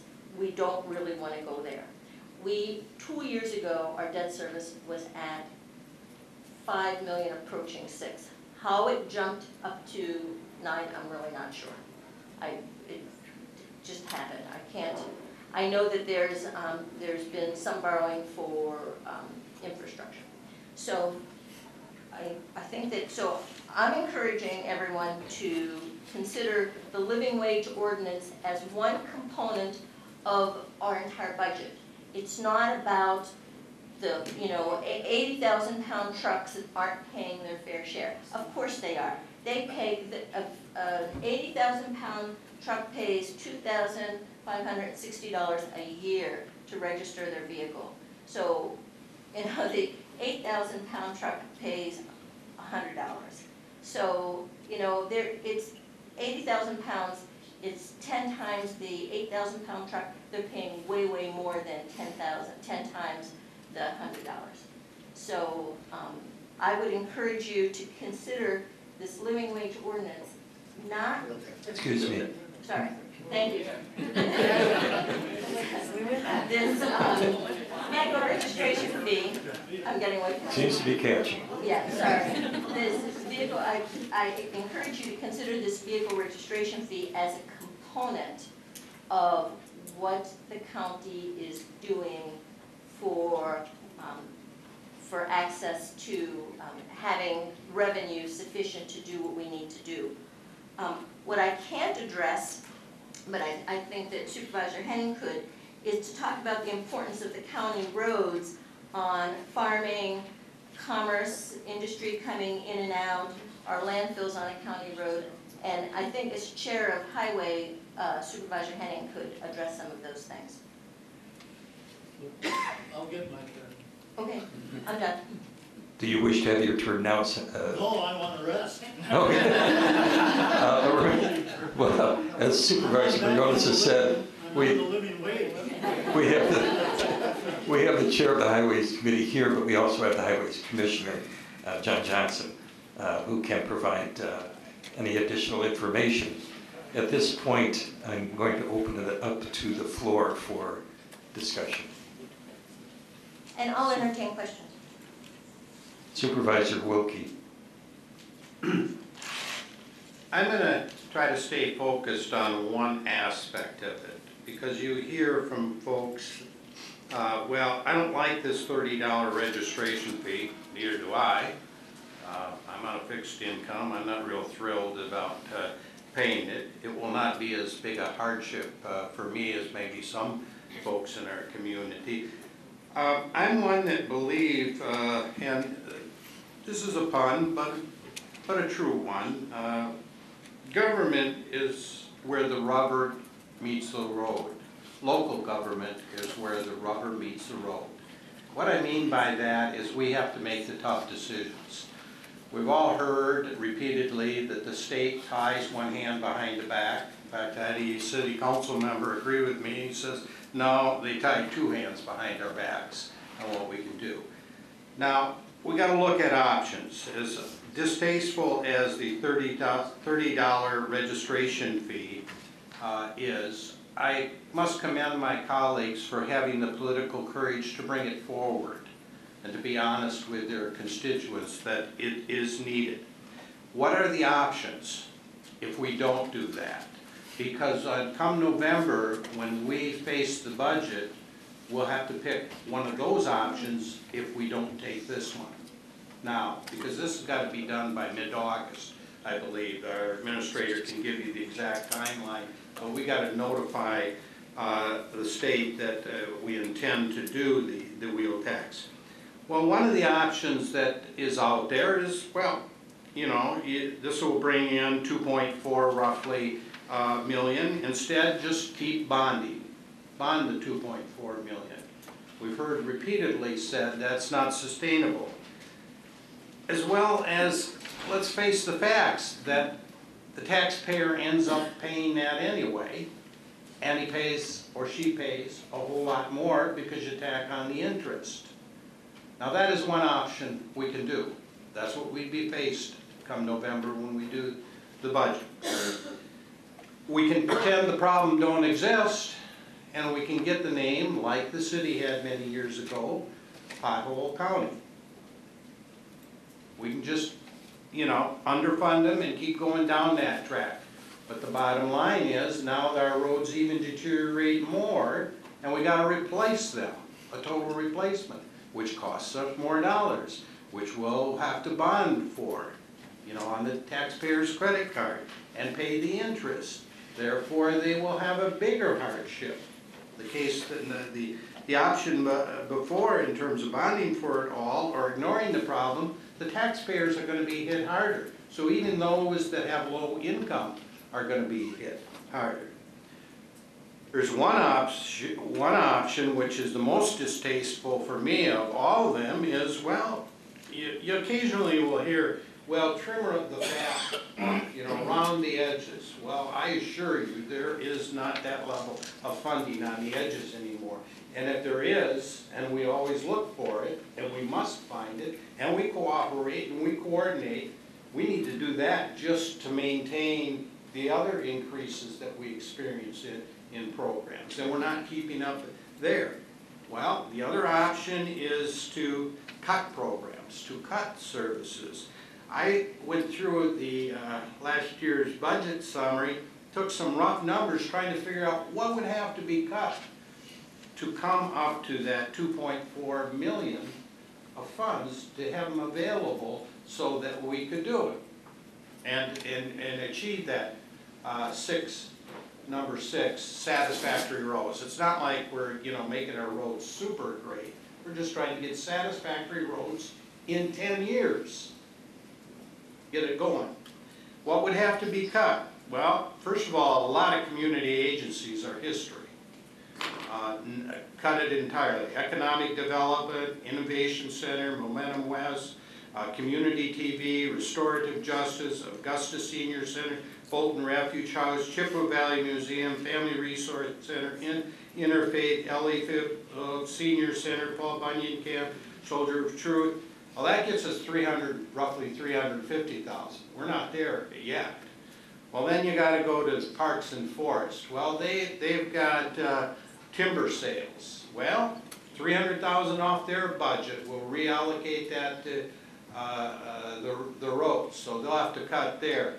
Likely that means they're going to have to substantially raise the park fees, and they're going to cut a lot of people and citizens out of being able to access those parks. Human Services, well, these are rough numbers. My best guess, cut 500,000 out of their budget, right up top. Now, and that's based on the last year's level, okay, to achieve that. ADRC gets some levy dollars, I understand, about 118, 120,000. Cut them 100,000, the levy dollars.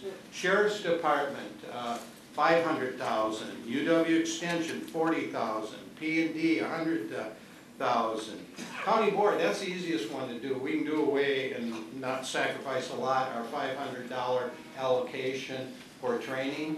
That'd be $14,500. Beaver Creek ought to take a cut. They currently get 180,000. We're negotiating their contract. Maybe that needs to be dropped, 40,000. Wipe out our treatment courts, 450,000. Well, rough numbers, I got the 2,394,000. I find it pretty hard and destructive that would be to the community, and many of those cuts would cost us dollars in the long run and have a significant impact on our citizens of Eau Claire County. Those three options, if we just count this one tonight and we vote this one down, those are the three options, or some combination of that you will have to face here on the board come November. So I strongly encourage you to support the vehicle registration fee as a fee that's dedicated to the highways. Thank you. Thank you, Supervisor Wilkie. Supervisor Jansen. Yeah, I just had a clarification from Court Counsel. I think a lot of the conversations that I've been having with some of my constituents, there's a little bit of confusion, and so I just want to make it clear to the public that the way the state statute is written, we are not able to impose the vehicle registration fee on vehicles over 8,000 pounds, correct? Correct. Correct, thank you. Thank you. Supervisor Lavelle. Thank you, Mr. Chairman. I got a couple questions. One of Mr. Wilkie said that the Parks and Forests budget would be cut by 300,000. That on top of the $1 million we bring in timber sales, plus 180,000. No, I based that on, to answer your question, I based it on what you had last year and figure you're going to have to give up 300,000. I'm trying to balance on top this of out. everything? Sure. So you take that $1 million and it goes into the kitty right away, and then 180,000. Yeah. So we're no tax. Undesignated fund balance, I taking- believe it goes You're in. bringing us down by 300,000, not counting the money we bring in though. You're not counting. 1,380,000, almost $1.5 million. 300,000 off your budget is what I. Excuse me, we're getting down to a budget discussion. Okay, all right. I think, I'm going to read your comment, Supervisor Lavelle, Okay, as questioning the cuts. All right, I'm sorry. No, that's okay, that's Okay, right. okay, I'm sorry. And one thing to answer Supervisor Pagodas about an 80,000 pound vehicle. Can I talk about that? I think that question was asked, I'm not sure. Was that not your question, Supervisor Jansen? She brought up about 8,000. Oh, Anything I'm sorry. above 8,000, so. Above 8,000. So is this a question directed to the Corp Council? No, it's I'm talking about the $30 wheel tax. But she was saying bring it up for the 80,000 pound truck pays X amount of dollars, $2,500. 80,000 pound truck, you don't see them bringing their kids to school in it. You don't see them driving an 80,000 pound truck to church. These people are making money off those trucks. They're business.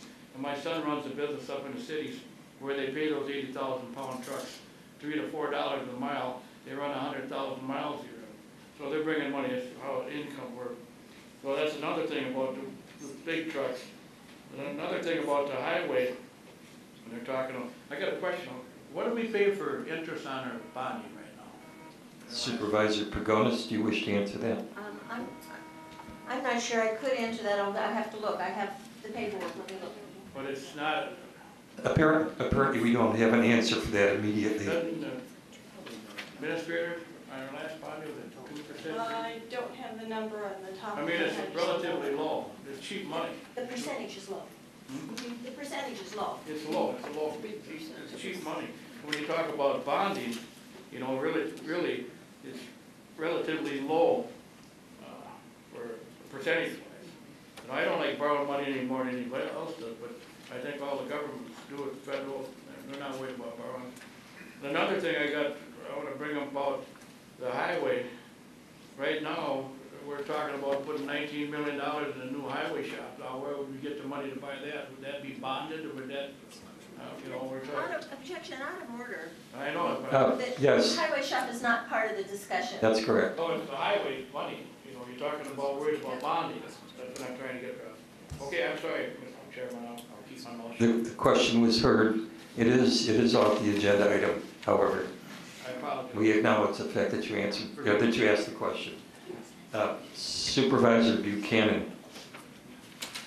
Thank you. First and foremost, I want to say that I'm going to oppose voting for the $30 vehicle registration fee.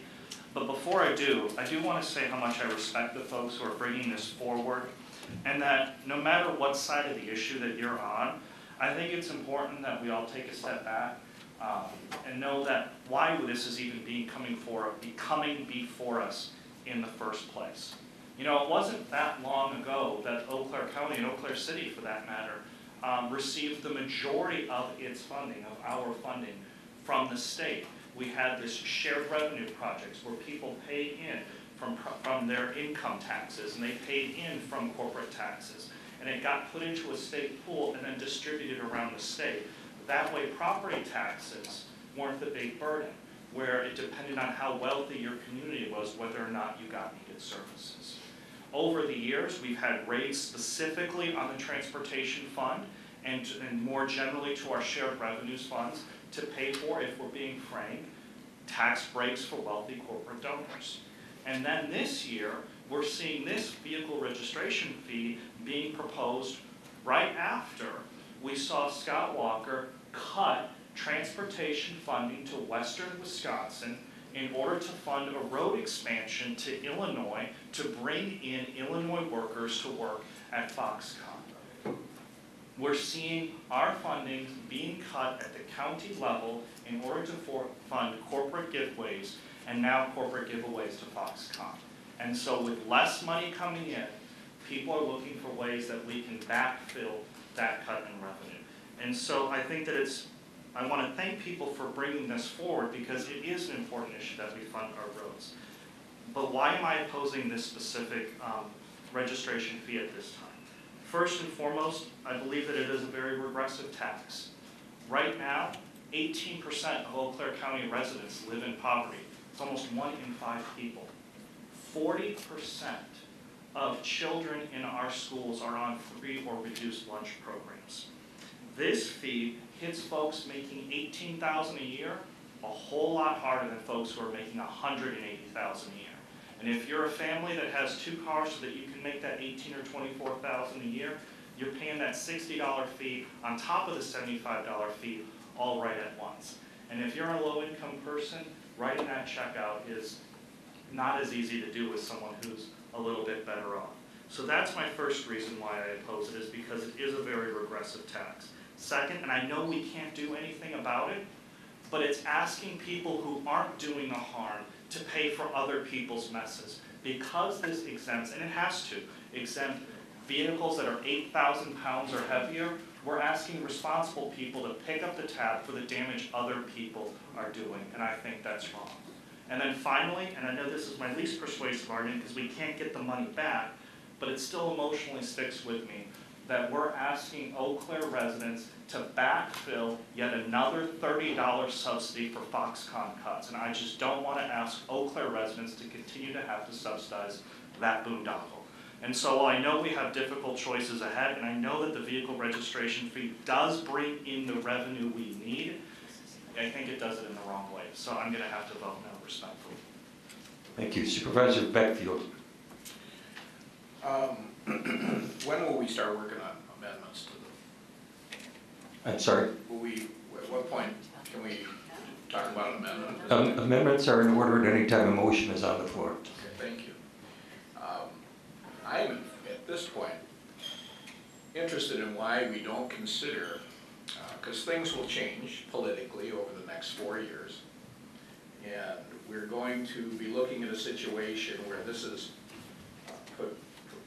possibly could go on forever. I look at the gasoline tax and the 30-some times that has been brought up state and federally for roads. If you go back and you look, every time that's happened, they don't go to roads anymore. I'm in the auto industry. And what ends up happening goes to general revenue.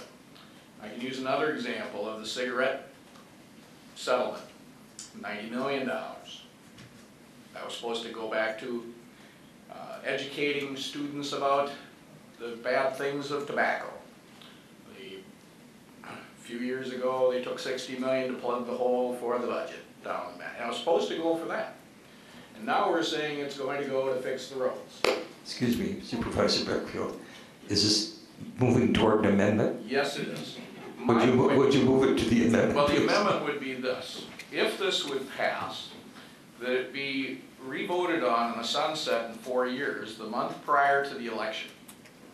And the reason I would do that is because something may change, and who knows who's going to be down in Madison, and they may throw a bunch of money at us, and our roads get better all of a sudden, and we're collecting money. Before you go on to the explanation, let's get the amendment down.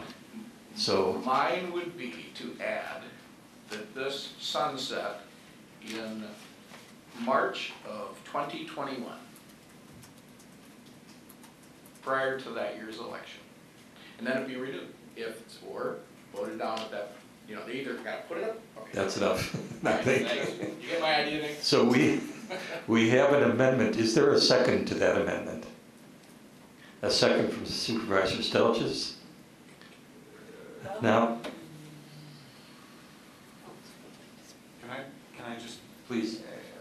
So, you certainly can, you can sunset this. But you're not just sunsetting, you're saying you're sunsetting it, but then it can go on. No. And that's what you're talking about. I mean, if you can sunset it, you could sunset it based on just a date. You could sunset it based on meeting the PASER rating or some other criteria. But I don't understand exactly what this is doing, because you're sunsetting it, but then it can still... Well, what I'm saying is I would sunset it, and then the body in front of you could enact the same thing again. But that's not part of the amendment. No. Okay, so you're just sunsetting it effective March? It would sunset in March of 2021. That's the amendment. Okay, and March 1st or March? Prior to that, one, you know. Just pick a date. I mean, just pick- March what? Thank you for the clarification. Sorry, Supervisor Bates. Excuse me, is this to the amendment? This, I will speak to the amendment. Okay. While I appreciate the effort on the part of my colleague, I think this is actually to look at a 10-year projection out towards where we would have sustainable roads to the 6.6, about 6 pacer level at that point in time. So to look and say we're going to sunset this in 4 years, I would like to suggest something a little bit different and see whether my colleague might agree. I would recommend that we review annually other revenue streams that could make a difference in what we are asked, or it doesn't even have to be annually. Review annually whether or not this need has changed, and mainly because whether or not state funding has changed, or any other sustainable source of revenue has changed. Supervisor Bates, are you suggesting an amendment to the amendment? Well, and thinking about, we're looking at a 10-year plan, and we're saying we're going to sunset this in 4. It's two different things. 2 years. Yeah, that to me is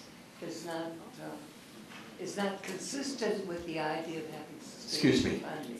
We have an amendment on the floor and a second for it. Your comment seems to indicate that you would like to amend the amendment, which you can do, but you haven't stated an amendment of the amendment. She's arguing the amendment. Yeah. I'm trying to, No, according to Robert's rules, you may amend an amendment. You may make that motion. But she can discuss We the haven't- motion. No, I don't agree.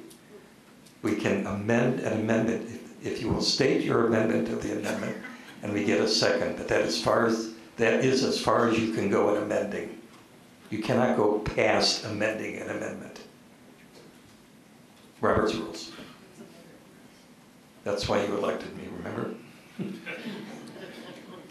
all right, then, Mr. Chair, I would like to make an amendment to the amendment. And basically, rather than use the 4-year parameter, that we review this annually to see whether there is other sustainable funding available that would change the projection of this wheel tax. You are amending the original amendment to replace the sunsetting provision with what you have stated. Right. Is that correct? I think that's in order. Is there a second for that motion?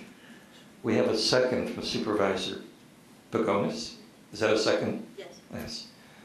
Okay, I suggest that unless we descend into an eternal discussion here, that we dispose of the amendment. I suggest that we proceed to a vote on that amendment of the amendment. The result will bring us back to the original amendment. Is there any objection? Without objection, we'll move to that. Okay, please take... Can you restate it? Sorry, Supervisor. Yeah. I mean, the clerk will read it. Well, correct me if I'm incorrect, but I've got that you review annually this, That instead of sunsetting, I think well, that, you're just acting on her amendment to the amendment, so you're just speaking of right, her part. Review annually the license fee, registration fee, to see if there's other funding And see available. whether there's other sustainable funding available that could possibly reduce that fee. technically you are replacing the sunsetting piece of the original amendment. Okay. No sunset. Well, it could be that. No, we'll proceed with it this way.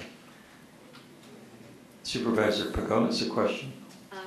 No, I want to address the amendment to the amendment. I want to address the amendment and the amendment to the amendment. Okay. Lest we become lost, I have a whole collection of people who wish to make comments. Okay. And I can't determine if they're regarding the amendment to the amendment, so I'm going to go down through this number to check. Supervisor Dunning, is yours to the amendment of the amendment? It's in general. to No, the- is it specific to this amendment of the amendment? No, it's not. No, okay, thank you. Supervisor DeLuca, same question. I believe my question is, in our. It's relevant to the amendment, Yep. In our packet, it states that municipalities can repeal their will tax at any time. Is that correct? I have to ask the court counsel. Registration fees. That would change the fee. Just a moment. Keith? Sorry. Yeah. You have a question? Would you restate your question, please? So in the information packet, it mentions that municipalities can repeal their wheel tax at any time. Is that correct? Sure. Yes. So all of our amendments limiting it, basically, we could just simply repeal. We wouldn't have to do all My this. mistake, I'm sorry. Yes, that option is open to the board. All right, thank you. At any time, right. And, Okay. Mr. Chair, I'd still like to address the amendment to the amendment. I'm sorry, did I pass over you? Well, you were doing a survey, but I haven't had the chance to address the amendment to the amendment, which I think Okay, is- fine. Go ahead and I will Thank you. continue my survey. Thank you. So the original amendment was the sunset in March of 2021. That in fact is 2 budget years away, not 4. So we probably wouldn't learn very much in that 2-year period. So I support the amendment to the amendment, and I would have probably made the motion myself. I think it needs to be reviewed every year. I mean, it could be reviewed during the summer, it could be reviewed as part of the budget process, and easily we can come up with what that review would look like. But to just have an absolute sunset in 2 years it just seems that I don't think it's necessary. I don't think it would be productive for us. Thank you. Supervisor Henning, is this to the amendment of the amendment? No. Okay, thank you. Supervisor Lavelle, is this to the amendment of the amendment? Okay. I apologize, we'll come back to your speaking points. Supervisor Chilson, is this to the amendment of the amendment? It is. Thank you. I think the most effective way to look at this is to look at it as a long-term approach, and I think if our avenue or our tool that we have is a option to repeal or to take this off the books, that is a way that we could accomplish the goal if we are not happy with the outcome. As to what Supervisor Pagona said, if there is an annual review that is done during the finance and budget process, that would also enable people to form an opinion and decide if they wanted to move forward with keeping it or disbanding it. But I think to put an arbitrary time frame on it is not advantageous for our long-term goal of what we're trying to accomplish. Thank you. Supervisor Wilkie, is this to the amendment of the amendment? Speaking to the amendment that was amended, I speak in support of that. I think we should make the point, and I think Beckfield raises a valid point. I don't think a sunset is the way to do it, because when the sun goes down and the sun comes up in the morning, them roads are still going to be there in need of repair. However, comprehensive yearly review, whatever grouping that takes, is warranted, because if by some magic thing the state starts sending back our tax dollars in a fair way, I think that should be reviewed. I think the amendment to the amendment does make sense and accomplishes what Supervisor Beckfield was attempting to do. Thank you. Supervisor Gatlin. I speak to the amendment. I don't speak in favor.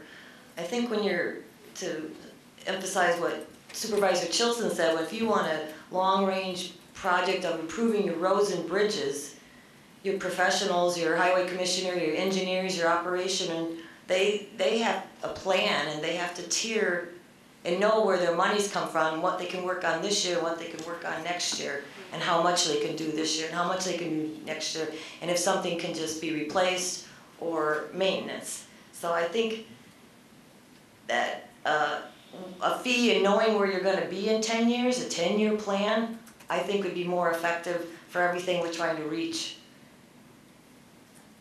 Thank you. Supervisor Beckfield. Well, I had one of those senior moments that we seem to have floating around the room tonight. I meant 4 years or longer. And the point I'm making is it would hold this body accountable to a tax. That's what it is. It's a wheel tax that you're putting on every vehicle.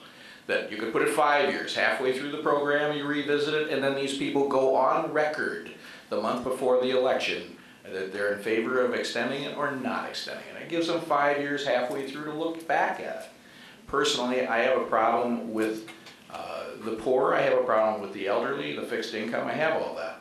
But I do understand we have to do something, and at least this way, this body would have to take a peek at that problem again. To say, okay, let's have a little meeting of one of the committees to decide if we should go up or down because something might have happened in a coffee clutch to make a decision, does not hold this body accountable for the millions of dollars that it says it's taking in. And you can go ahead and have that. I will not support it. I'm sorry, there's a bit of confusion here. Are you voting in favor of the amendment or the amendment? I would vote not in favor Not of in the favor, amendment thank you. because it does not hold the body accountable. Thank you. I see no other indication of, oops, sorry, spoke too soon.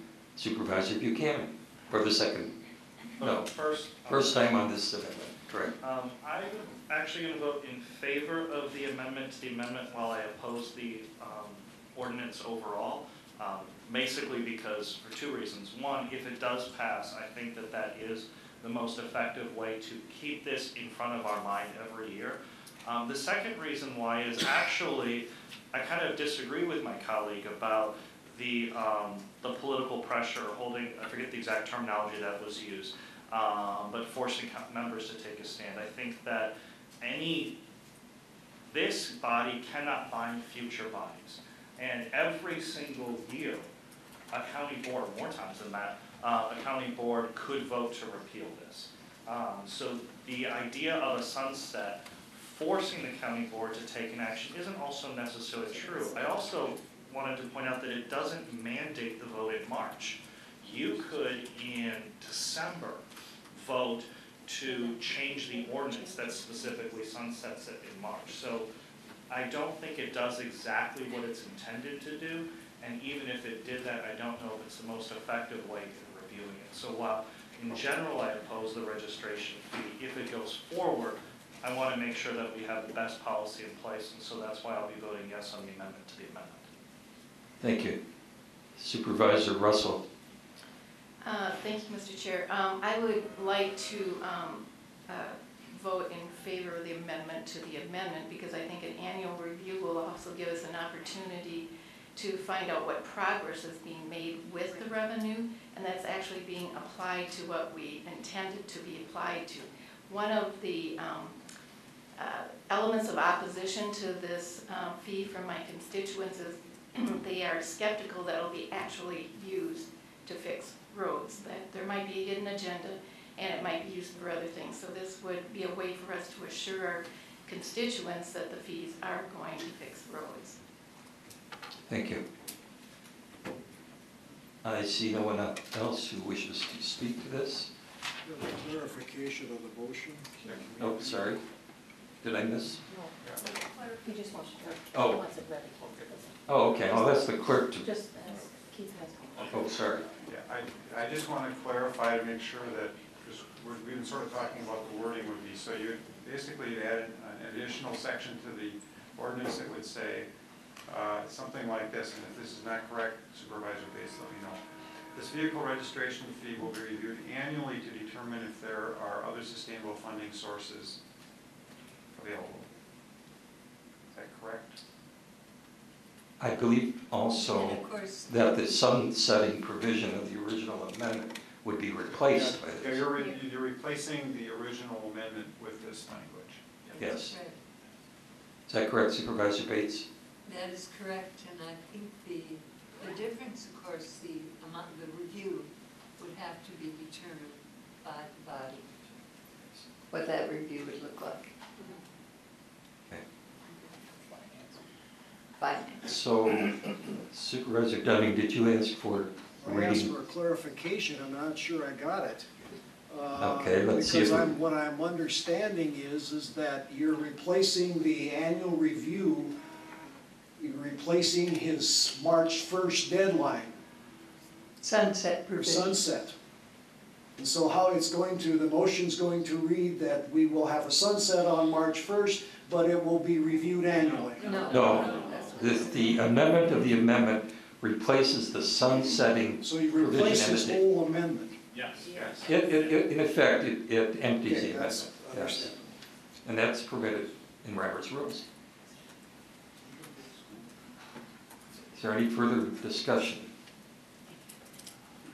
Supervisors, please take your pads and vote. A vote yes is to replace the language of the original amendment with the language you have heard. A vote no is not to replace that language.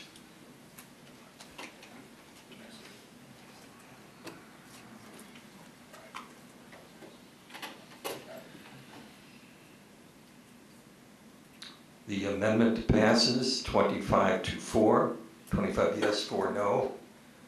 And we are back to the original amendment as amended. Effectively, it is the substituted amendment. Is there, sorry, Supervisor Chilson, do you wish to make a comment? To the original resolution No, this is, as amended. we have passed the amended amendment, so that is the amendment under discussion now, yes. So it's the amended resolution. Yes. The new and improved. Yes. All right. I've just been trying to figure out which area to interject my comment, and I don't want to be out of order, so I think I'm okay here. Yes, you are. All right. What I wanted to bring to this conversation tonight is a little bit of historical perspective from my background. So I'm starting my 9th year on the county board. 8 years I've been on highway. So I'm very, very familiar with the highway situation. This year I started on the Finance and Budget Committee as well. So I'm getting a new perspective from the county finances being on that committee. Historically, Eau Claire County over, and I think Supervisor Pagonis alluded to this a little earlier, but maybe she did not, but anyway, Eau Claire County has underfunded the highway department, and that goes back decades. 5 years ago, we ranked 71 out of 72 counties for the poorest roads in the state of Wisconsin. When I first came to the highway department, I got a tour of the shop, and I looked at some of the equipment that the department was using. We had trucks that were 25 years old, and they had holes in the floor. 4 years ago, we injected an additional $5 million into the highway budget for pavement replacement. Following year, a highway work study group was formed with several department heads to come up with a long-term solution to highway funding. I'm sorry. I'm getting there. It'll all come. But let me clarify something Yep. that might help this. Okay. So I believe that your comments are really addressed to the main motion. May we dispense with the amendment? We have to vote on that amendment first, and then we're back to the main motion. I thought we just voted on the amendment, which now, We voted on an amendment to the amendment. Now we have to vote on that amendment as changed. We're trying to come back to the main motion. Okay. You passed an amendment of the amendment that changes the amendment. Now we must vote on the amendment to come back to the main motion. So your comments are well taken, but they're relevant to the main motion. I'll come back. hit the pause button, and we'll pick up the Thank you. trail. We are on a pause button. Kind of like an intermission at the movies. Your comments are very relevant to the main motion. Okay, very good. In order to do that, I'm going to call for a vote on the amended amendment. Effectively, it's going to confirm what was said in that amendment. I'm sorry if this is confusing. Trying to move it back to the main motion. To do that, please take your pads, keypads, and vote on the amended amendment. Want to read it? And we will read that again. I'll ask the court counsel. Oh, I'm sorry, the clerk has. It's inserting section 4, and it'll say, this vehicle registration fee will be reviewed annually to determine if there are other sustainable funding sources available. Okay? That's what we just voted on. You voted on that as a second amendment, but now that amended the first amendment, now you're voting on the first amendment. This is what you're So it's voting gonna on. read the same. Sorry about the confusion, but we're waiting for votes.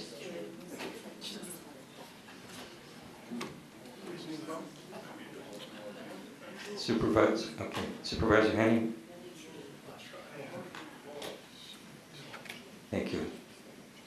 Okay, that amendment has been accepted. We are now back on the main motion, and now I will ask Supervisor Chilson for his comments. Thank you. Sorry about the confusion. I'll hit the resume button. All right. So I think this is where I left off. Okay. So after we injected $5 million into the highway budget for pavement replacement, above and beyond what was already budgeted in the budget for that year, the following year, a highway work study group was formed with several department heads to come up with a long-term solution to the problem. That final solution included a 16 to 17 year plan with an annual budget dedicated to fix the roads, and that plan lasted for approximately 3 budget cycles. This last year, the budget was cut to its current level. The point I'm trying to make is I've looked at this situation for 8 years. There's others on this board that have looked at it longer than I have. We need a long-term solution, not a short-term fix. We've had some of those, and nothing has worked, and it has not been sustained. We've had, in my time, it's 8 years of waiting with no clear direction. Supervisor Gatlin made a great point. Part of our highway committee work that we do, the staff, John Johnson, Rod Thorson, put together a 5-year plan. 5-year look to what the road priorities are going to be, what the projects are going to be, and then based on funding levels, they adjust those roads based on the funding. When we have this yo-yo effect of budget funding for roads and for highways, there is no long-term planning that can be done. A few years ago, the oil prices, when the economy wasn't as good, the oil prices went down dramatically, which enabled the highway department, if we have the flexibility, to accomplish a lot more work with the current dollars we have based on the input costs. My point is, if we take a long-term approach tonight, and we have that in front of us tonight to take a long-term approach so that the department knows what they can expect, that the administrator knows what the board's willingness to do is, what mechanisms we are willing to use, I think we can get a long-term approach to solving this problem. It took us a long time to get into this problem. It's not an overnight fix. We're not going to get out of it overnight. And I think to move this forward tonight is a step in the right direction, and I think it provides the mechanisms we need to have long-term solutions to this problem. Thank you. Supervisor Neiman. Am I correct in understanding that money for capital improvements for road maintenance and repair can be assessed above the property value, the property levy? Supervisor Pugonis, are you responding to the question? I can. Please do. So right now, the state statutes state that property taxes are at 0% increase. So we have no ability to raise property taxes, which helps explain some of the comments that Supervisor Chilson made, except for net new construction. What's exempted from that 0% in the net new construction is the ability to increase property taxes for the purposes of paying debt service. So when we talk about our property tax going up 3 cents, that's partially going to debt service. So we have 0% increase in property tax for all of our operations, but we could increase property tax for our bonding, for our debt service. Supervisor Neiman, did that? A subsequent question I have is that it sounds like to a newbie that that might affect property owners who could better afford an increase in cost compared to those that don't own property. And why was the vehicle tax chosen instead of this other avenue? Do you want me to answer that? Please. Again, the county borrows for a variety of things, and the vehicle registration fee helps to supplement our largest component of borrowing. If we continue to borrow at the rate that we have been, and that's not taking into account any kind of boost in highway construction, we would be paying a very high proportion of our levy dollars for debt service. We pay more over the long run if we borrow the money than if we have another source. So the point behind, and I spoke earlier about the combination. Yes, we'll continue to borrow, but we're using the vehicle registration fee to almost $2.4 million as an offset. It would be the combination of the two that we would use for road construction. We're going to continue borrowing for new roofs. We would continue to borrow for other things that need to be done. We'll continue to borrow for sheriff's vehicles. There's no alternative for those. So the vehicle registration fee represents one alternative that's available to both counties and municipalities for specifically and only used for road improvement. Does that answer your question? Oh, it's something you said in your question I just want to address. You asked if it changed property values. All of the property taxes are on the assessed value. So nothing changes with that. It's based on the assessed value. What we change is our mill rate. I'm not sure what a mill rate is. Well, remember I said $4.09 per thousand. So if you have a $100,000 home, you pay $4.09 in county property tax for every $1,000. So this isn't, going that route isn't really a way to help ease the burden on those that can't afford $30 a year per vehicle.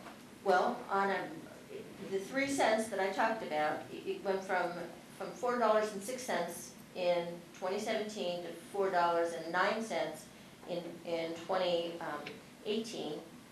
That 3 cents on a $150,000 house is $45. So that's, I mean, it's, the problem is when we bond for it, we pay more than we would if we were collecting it as a fee. Because we have the debt service. I mean, we were paying on the interest, which is higher. Thank you. Thank you. Supervisor Dunning. I have a couple of points to follow up with Supervisor Neiman's. We were given some figures by Ehlers as a contractor, to give us an idea of what we're doing.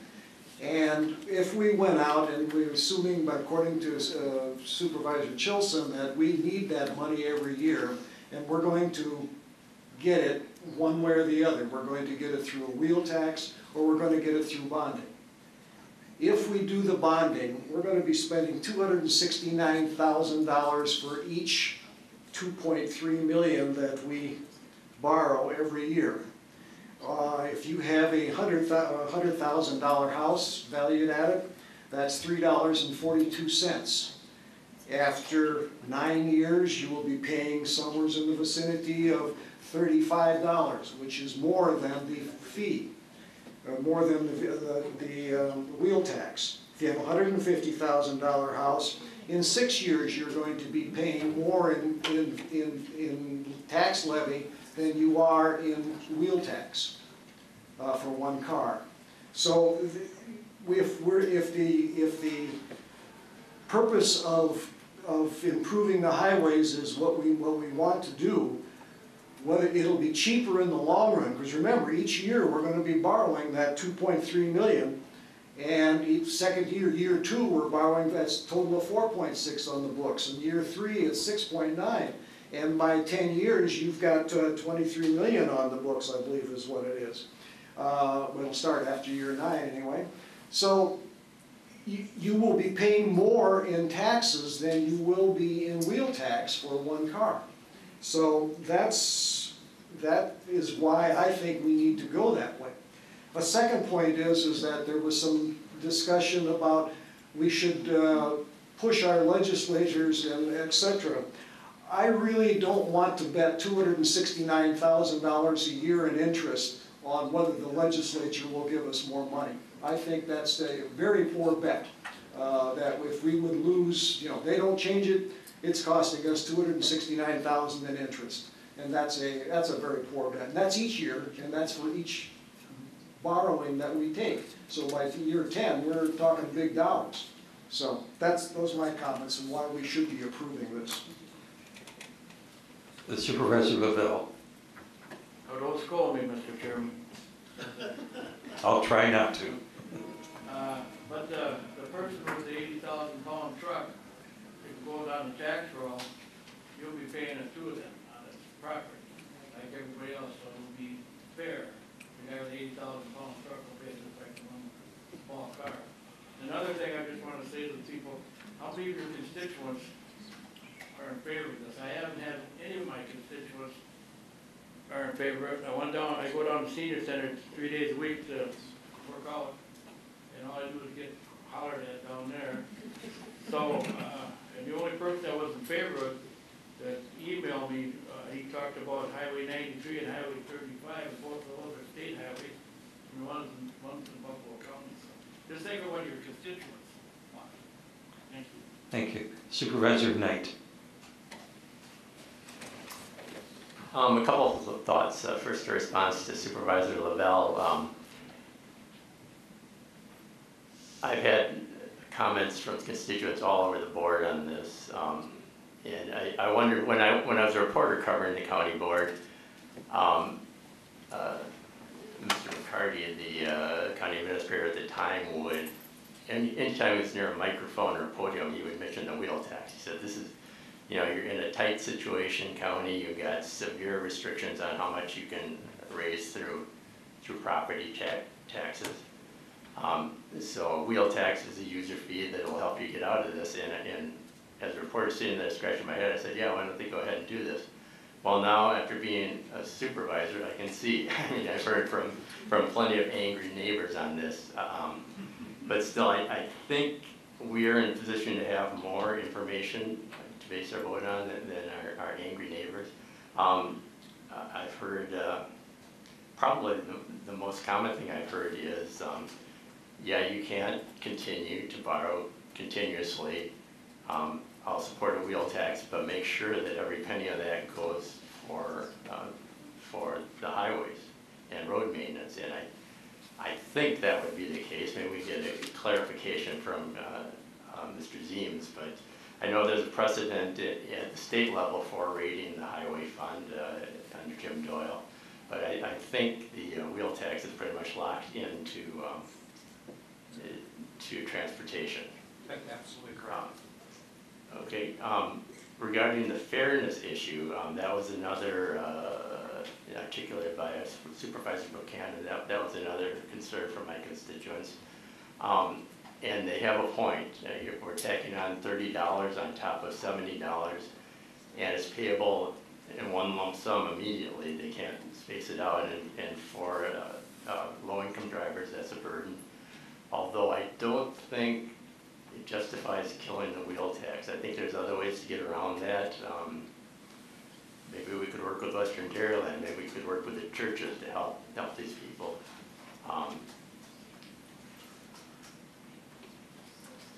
Yeah, I don't think that, at least in my way of thinking, that doesn't justify killing the wheel tax.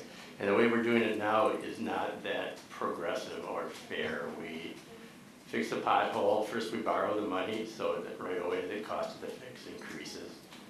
And then we pay for it with property taxes. Well, property taxes are not the most progressive tax either. If you're living on fixed income, your house gets reassessed. We tax, I have 3 vehicles registered. I know people who have no vehicles, either through choice or health issues. I'm thinking of many elderly couples. Yet they pay property taxes, and that goes to fund my driving on the highways with 3 vehicles. I don't see how that's fair. So I look at the wheel tax as the least bad option. Supervisor Miller. Yeah, thank you, Mr. Chair. Well, I think many of you knew the position I took when this ordinance was first introduced. Opposed to the dollar amount, the amount of the fee, and I referenced the exclusion of those larger trucks, 8,000 pounds and more. In fact, I even laughed and said, look, my S10 wouldn't do as much damage in 5 years on those county roads as one of those trucks does in 1 year. You know, people say, well, they got the higher registration fee, the state excludes it. We don't get any of that higher registration fee back to the county. So, I realize it's in the law, but I'm still opposed to that. I know something does need to be done. I think we all recognize that. And it's been referenced several times tonight. The failed policies of the current and past legislative bodies and administrations in Madison have brought us to this point. And no, we won't be able to answer and do anything about that with this particular ordinance tonight. It'll help Eau Claire County, but it's not going to help everybody in general. You know, we've had the levy limits, we've had the unfunded mandates, and on and on and on. So something does need to be done, and I think we need to be looking at how can we approach that and attack that as well. I also think, as we heard from our municipalities tonight, 2 of them, that if we move forward solely tonight, that they may also pursue their own. So suddenly our $30 fee for the residents of Eau Claire County could easily become $60 fee for people living in the city of Eau Claire, and could likewise be $60 fee for people living in Altoona. And the residents of the county who are using most of those roads are going to come out ahead by only having the $30 fee. So I'm concerned about that as well. And it sounds like there really hasn't been a whole lot of discussion between the entities that I just referenced. And so counter to what our former colleague stated earlier tonight when she made her remarks, I feel that discussions do need to take place. I really do think that this needs to be looked at a little bit. The dollar amount needs to be looked at to come up with something that is a little bit more equitable. Therefore, I'm moving that we refer this back to Finance and Budget in the Highway Committee, and in addition, direct our staff to be in touch with the various officials at the City of Eau Claire and the City of Altoona. That's my motion. We have a motion to refer to committee. Is there a second? Is that a second, Supervisor Buchanan? Yes. The motion to commit or refer does require the second. It can be debated, and it can be amended, and it passes by majority, just for clarity's sake. So we have a motion to refer to committee. We have a second. Is there any discussion? I'm going to have to clear the... How do I do that? Okay. Okay. All right, I just cleared all the requests to speak, and we have persons wishing to speak to the motion to refer. Supervisor Beckfield. Thank you. During my amendment, thank you Supervisor Bates for that. I think it was, and Supervisor DeLuca did bring up the point that we could change it at any time.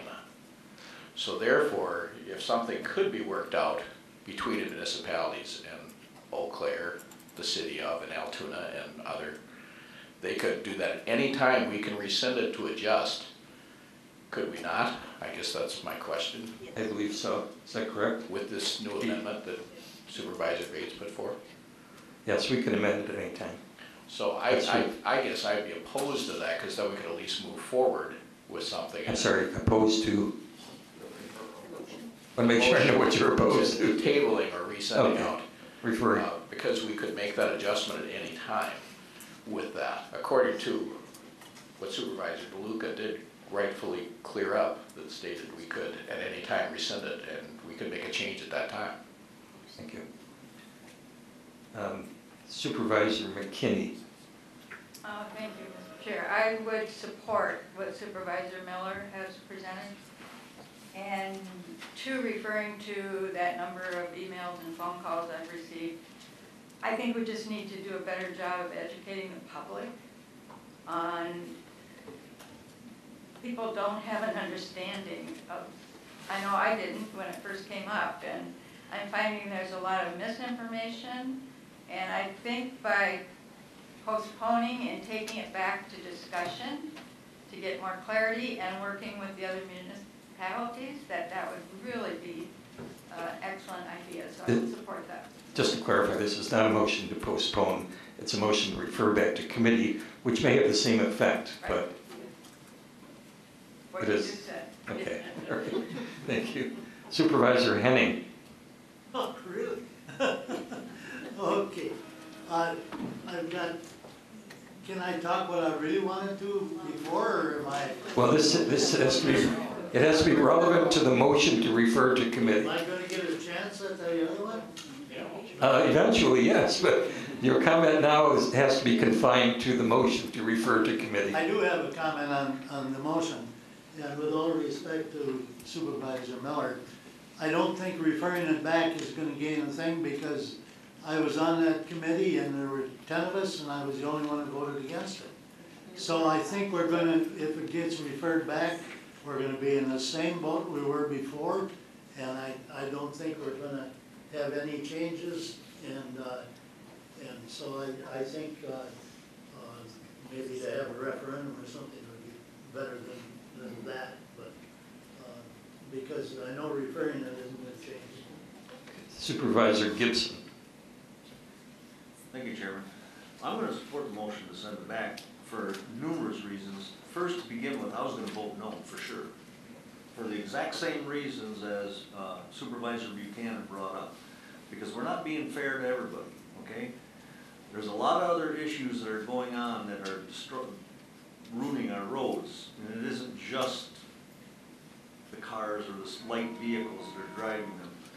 You know, the second thing, which I still don't trust, is the state. You know, the state has already misappropriated those fees to begin with. We all pay, when we all buy gas, we pay taxes, which is supposed to go into a road fund, and they keep cutting it. So, if more and more counties are gonna put this registration fee, my fear is that the state's gonna say, oh, well, the counties are all doing it on their own, they're not gonna change or keep the funds going, transportation road fee funds that come back to the counties and your townships and your cities. So I would support going back to have it discussed with City of Altoona and City of Eau Claire, and see if we can't come up with something to be fair to everybody. So you're supporting the referring to the committee? Yes. Okay. Supervisor Dunning. I'm going to oppose the delay. Primary reason is that we're in the midst of the budget cycle right now. And if this doesn't get passed within weeks or doesn't get approved within weeks, we're going to be missing the first year. And if that's the case, we will also then lower our PACER ratings even more, because we won't have that money to be put in.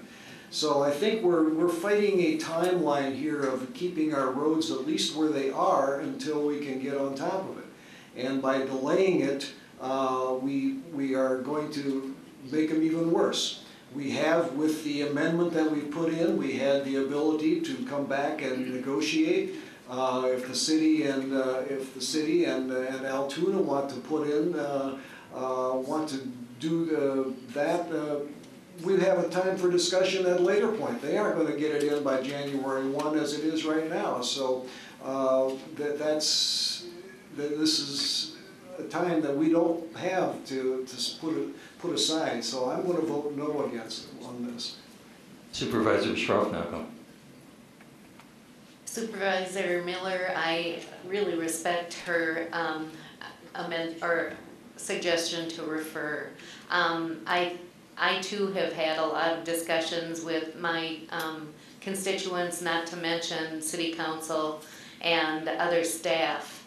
I ultimately would like to see this whole thing sent to the state under a different administration and see our vehicles taxed based on value and age of vehicles like states such as Minnesota and Arizona do. And then you are proportionally putting high-cost vehicle with higher income people and it floats down. I like the idea of referring. I just heard Jim Dunning state that we are really in a dire need to move forward. I would hope that if we do move forward, we would be able to pull all of the entities, city, county, Altoona, Augusta, Fall Creek, together and see if there's other options that are out there that can fairly take care of our whole county. It's a tough one. I would love to support Supervisor Miller and refer, but I really see the need to move it forward. But I hope we work with all of our county partners to see things like shared services addressed equitably for the county, and we all benefit. Supervisor Buchanan. Thank you very much. I would like to ask for a point of clarification and then take my speaking turn, if that's okay. This would be your first on this. Yes. The point of clarification is which committees are we sending it to, and then if I'm not mistaken, did I hear there was also a part of this motion to ask staff to talk to the city staff, or could you clarify that aspect of the motion? Well, I don't think that's relevant to the agenda item at hand, but We're asking, this is the amendment. I'm sorry. And so I'm asking what you could reread the amendment. I'm sorry, I misunderstood your comment. I'll read it and see. The clerk will read the. Supervisor Miller, correct me if I'm incorrect. Your motion was to refer to the highway committee, and then I don't know if you said for them to discuss with other municipalities and have other discussions, so I'm not sure who that discussion with the other municipalities would be responsible, who would be talking to them. That is excuse me, my understanding of that is that would be an improper motion. You can't direct the committee what to do, you can refer to the committee, period. Sir, I did not direct the committee. First of all, it was highway and finance and budget. Oh, and finance and budget, okay. I'm sorry. And it was highway and finance and budget to revisit the dollar amount and possible other exclusions, and then that we direct our county staff to sit down with the city of Altoona and city of Eau Claire staff to discuss and see if they can come up with some joint discussion. That's a complicated, that's actually a double motion. Well, okay, let's get it referred back to those two committees, and then I think the staff should still do that. We take your comment. Okay. But the motion is to refer to the committees. Thank you. Supervisor Buchanan. Yes, and that's actually very helpful. So I'm strongly supporting in favor of this referral. One of the things that we've heard a lot of discussion on, even in this motion, was the city or the county sitting down and talking with the city. And so this is going to be a whole lot less complicated than the last amendment to the amendment, but I'm going to make one, and that's just to add one more commission that it should be referred to. There is something called the Joint Commission on Shared Services. It already exists today, where we have the city council and the county board and the school board all sit down and have a joint meeting. And since that wasn't on the list, and that was one of the points of this amendment, I would like to amend the amendment to include referral to the Joint Commission on Shared Services. Your motion is out of order because the Commission on Joint Services doesn't serve that purpose, and that's not an agenda item for that committee. I would move to appeal the decision of the chair. You can move to appeal the decision of the chair. Is there a second to the appeal of the decision of the chair? We have a second from the Supervisor Schraubnagel. This is not a debatable motion. What you're doing is voting on whether or not my ruling regarding the Joint Services Commission is in order. Please take your pads and vote accordingly. Yes. A vote yes is to affirm my ruling as chair. No, opposite. I'm sorry. I'm appealing the decision of the Oh, chair. I'm sorry. You're correct. So So a vote yes would be to affirm what, I'm sorry. I'm getting lost in the motion. Yeah. So if you vote yes, you are supporting the chair's ruling. Yes? No, no, Yes. no, no. Yes. No. I'm moving to appeal the decision of the chair, yes or no, on that appeal. Okay. So the yes vote. Oh, would be- I'm sorry. would be You're to correct. The yes vote would be to sustain. Or to, would yes vote would be for me. A yes vote would be to agree with Supervisor Buchanan. A no vote would be to agree with the chair. Please vote accordingly.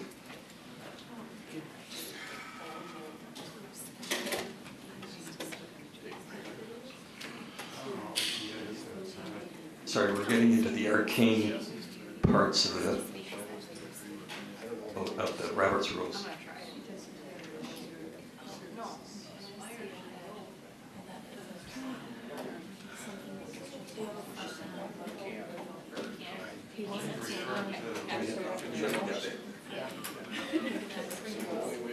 Oh, sorry. Supervisor Moritz? Yeah.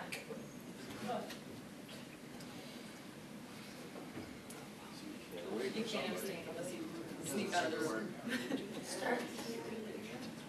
Make a motion, we get a new system. New batteries, clickers. There you go. We have 14 yes, 15 no. I believe that sustains the ruling of the chair. So it's not proper to refer that to the Joint Services Committee. That's my ruling. So I believe we go back to your. So I speak. I am disappointed that it won't go to the Joint Commission on Shared Services, but I'm glad that it has the opportunity to go to these other committees.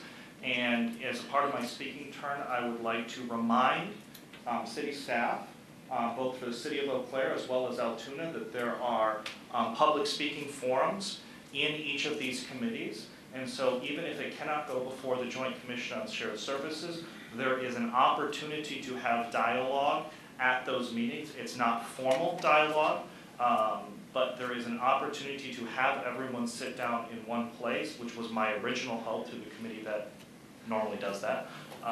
But this might be an opportunity. So I hope you will vote yes on this referral, and I hope that the city staff from Altoona and Eau Claire will take that invitation to attend one of those two meetings, probably the Highway Committee, just because I'm guessing that one, and then we can have everyone in that room and have that conversation that needs to happen. So I will be voting yes. Supervisor Wilkie. I will be voting no. I happen to agree with Supervisor Beckfield and Dunning. Beckfield has accurately pointed out we can make the adjustment along the way, and Supervisor Dunning points out that this got to be done by mid-August. We want to include it in our budget.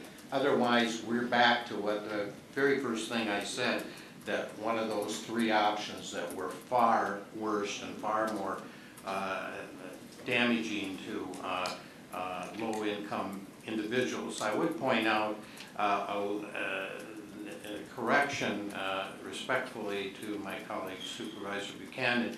At the committee meetings, it's a public comment period. It's not a dialogue. It's the same ordinance or rules for the board as is for this meeting. So it won't be a dialogue as such.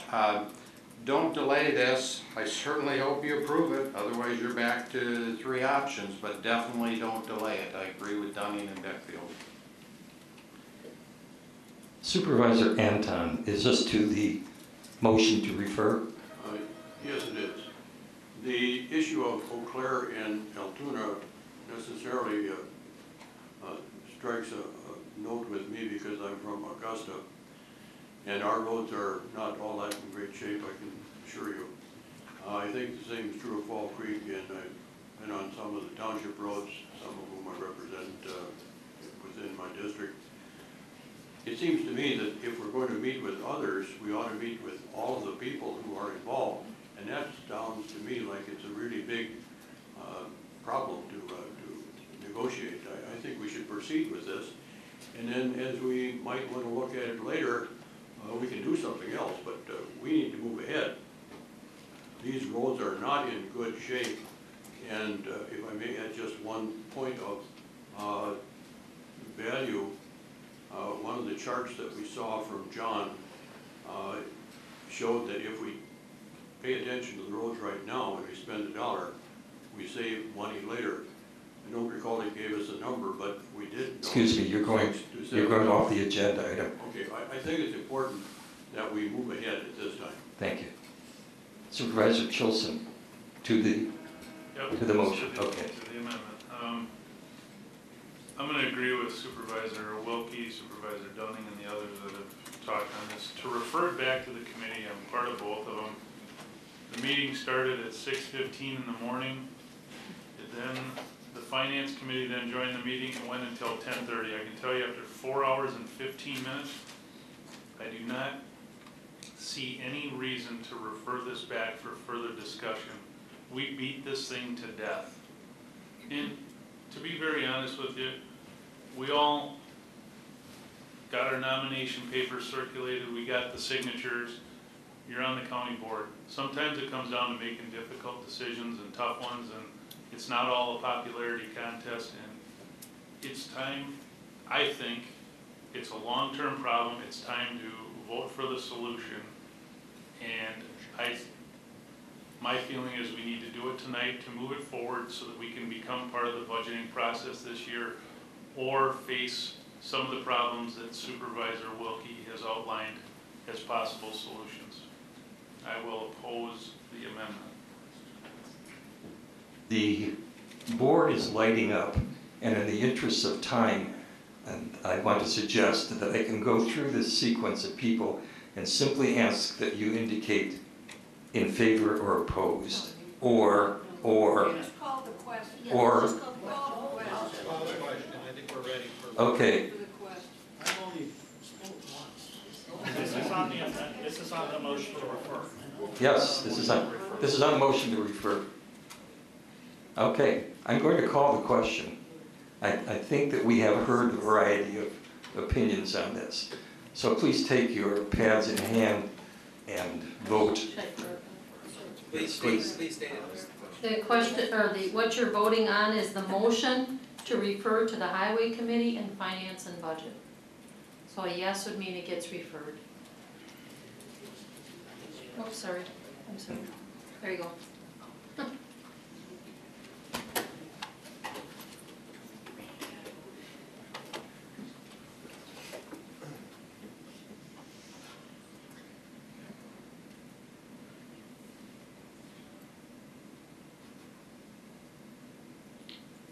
10 yes, 19 no. The motion is defeated. We are back to the main motion. Call the question.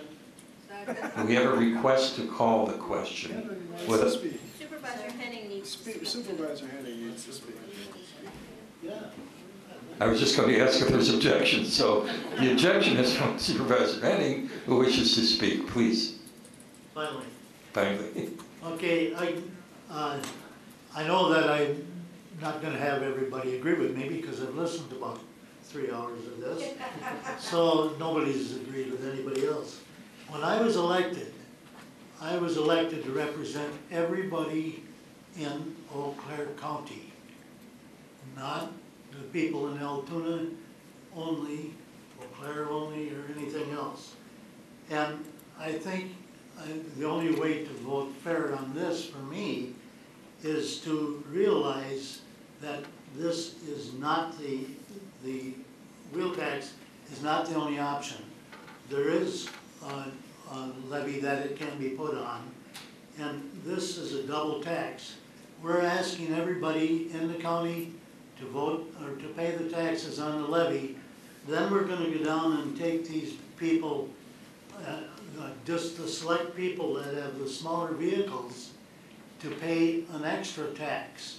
So we're double taxing part of our citizens and not the other ones. And I feel sorry for the guy that lives in a small house with one car and watches a motorhome pull out of the next house that doesn't pay a thing, and he's being asked to pay $30 on each of his cars. It's not fair. It's the most unfair tax there is, and there's a lot of other things that ways we could get revenue, and so to cut it short, I think it's very unfair, and in my conscience, I could not support a wheel tax. Supervisor Buchanan. I'll make this extremely brief. I believe this is second This is time my I've second, made and I'll be motion. done. All I wanted to say was whether this passes tonight and the fees go up, or whether it fails tonight and our roads gets worse, I urge every single person here to contact Governor Scott Walker and tell him to stop taking our road funding to fund his corporate Foxconn giveaways. Thank you. Supervisor Bates. Thank you. I would just like to remind people the process we've gone through in addressing this issue. We went through a strategic planning process that prioritized where we felt were our most important needs. In the process of doing that, we used the highway study to say, how do we really and truly get a start on correcting this problem? This particular wheel tax is not going to solve everything, but it's going to be a start. That doesn't mean that you can't do some longer term planning as part of this process as time goes by. I think to refer it back to the committees that it's already been, we decided that might not be the way to go. But obviously, you could indeed have conversations, a task force, if you will, between the county entities to take a look and say, what is the long-term solution? That is not going to happen by August. That is going to take a lot of discussion, and especially determining where the parameters are that money can actually be used for. This cannot be used, shared, with anyone else. But it's a start. And it gets us on a track of having roads that are viable for many, many of our constituents. And if you live in a rural area, obviously that's important as well. Is it absolutely fair? I'm not aware of any tax that is absolutely fair. But it's a start. So I would look at what's been requested by the Highway Department to give us a sustainable growth in improvement in our roads, and at least get started. Thank you. Supervisor Wilkie. I heard the comment a lot of other ways. Well, gee, I wished I knew what they were. I outlined as frankly as I could the three other options that will be faced by this board come November if we decline this option. Remember that. The three options that I outlined for you, none of which were very palatable. They were worse than paying the $30. I don't know where this lot of other ways is, but I'd be very interested in knowing. Supervisor Pagonis. Hang on, I pressed it so long ago, I think I forgot my thought. The hour is late. It is late.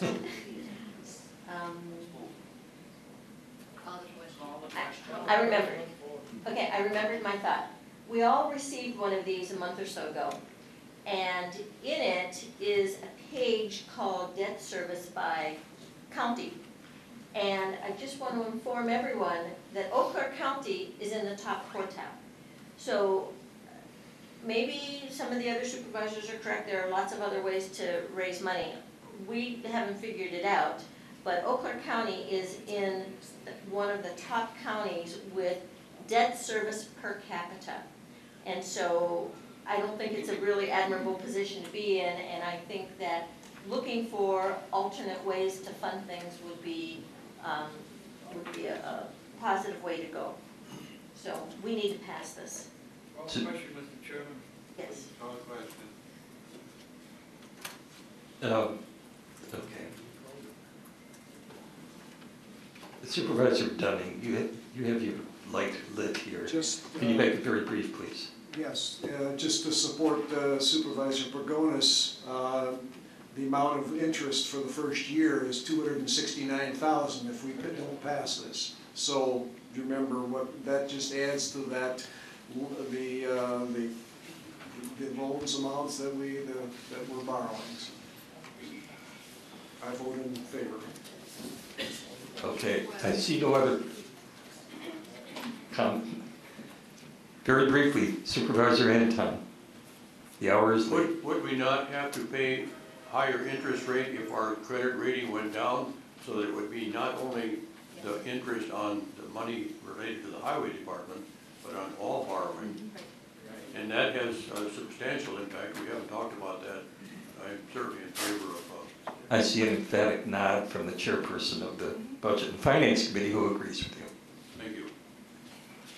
Supervisor Lavelle. I just want to thank for Supervisor Anton. I thought that at the budget time, when Scott Rasmussen was still here, I asked him how far in debt we were.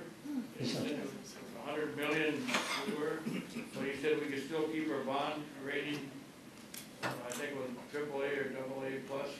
We could go up to 200 million. So that might answer his question about paying higher interest. Thank you. Hope I'm not out of line. I am going to, at this point, call the question. So I will ask the clerk to read the motion as amended. Okay, the ordinance as presented in your packet was creating chapter 4.110 of the code, annual county vehicle registration fee. You did pass one amendment, and that amendment will say section 4, or add section 4. This vehicle registration fee will be reviewed annually to determine if there are other sustainable funding sources available. So it is as presented with this one amendment that you are voting for. So a yes would mean that you would create chapter 4.110 as amended once. Supervisors, please take your keypads in hand and vote.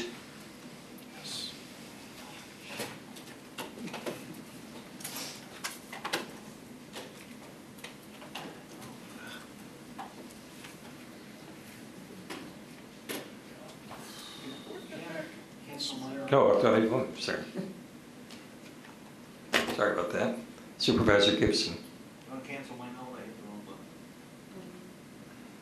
I'm sorry? If you didn't confirm, you can just change it. And if it's wrong when it comes up, just let me know and I'll change it.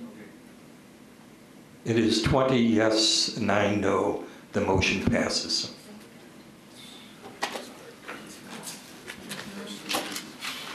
The next item on our agenda is file 44.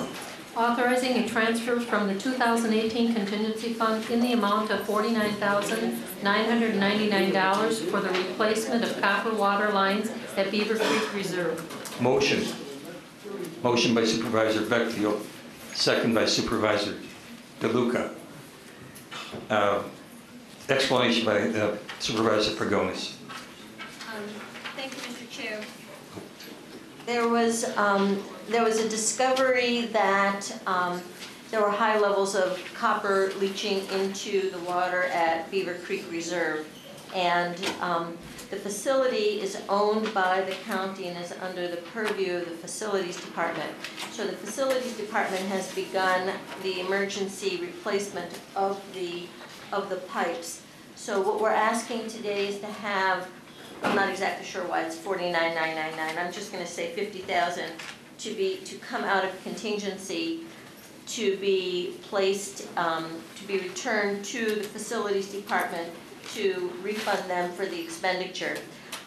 When an item comes out of contingency, it needs to pass by a 2/3 vote of this body. And as I said, it was considered a dire situation, and the repairs have already begun using funding from the facilities budget. I believe that Minister Rishoff may be able to answer the question about $49,999. I can answer questions Yes. if there are any. Did you have a question about why it's that amount? No, I was asked, and I was told that was just the negotiated number. That it wasn't that it was a magic number to fit county code. Correct. Okay. Supervisor Stelches. Thank you, Mr. Chair. So the amount, is that the total amount estimated for the repair?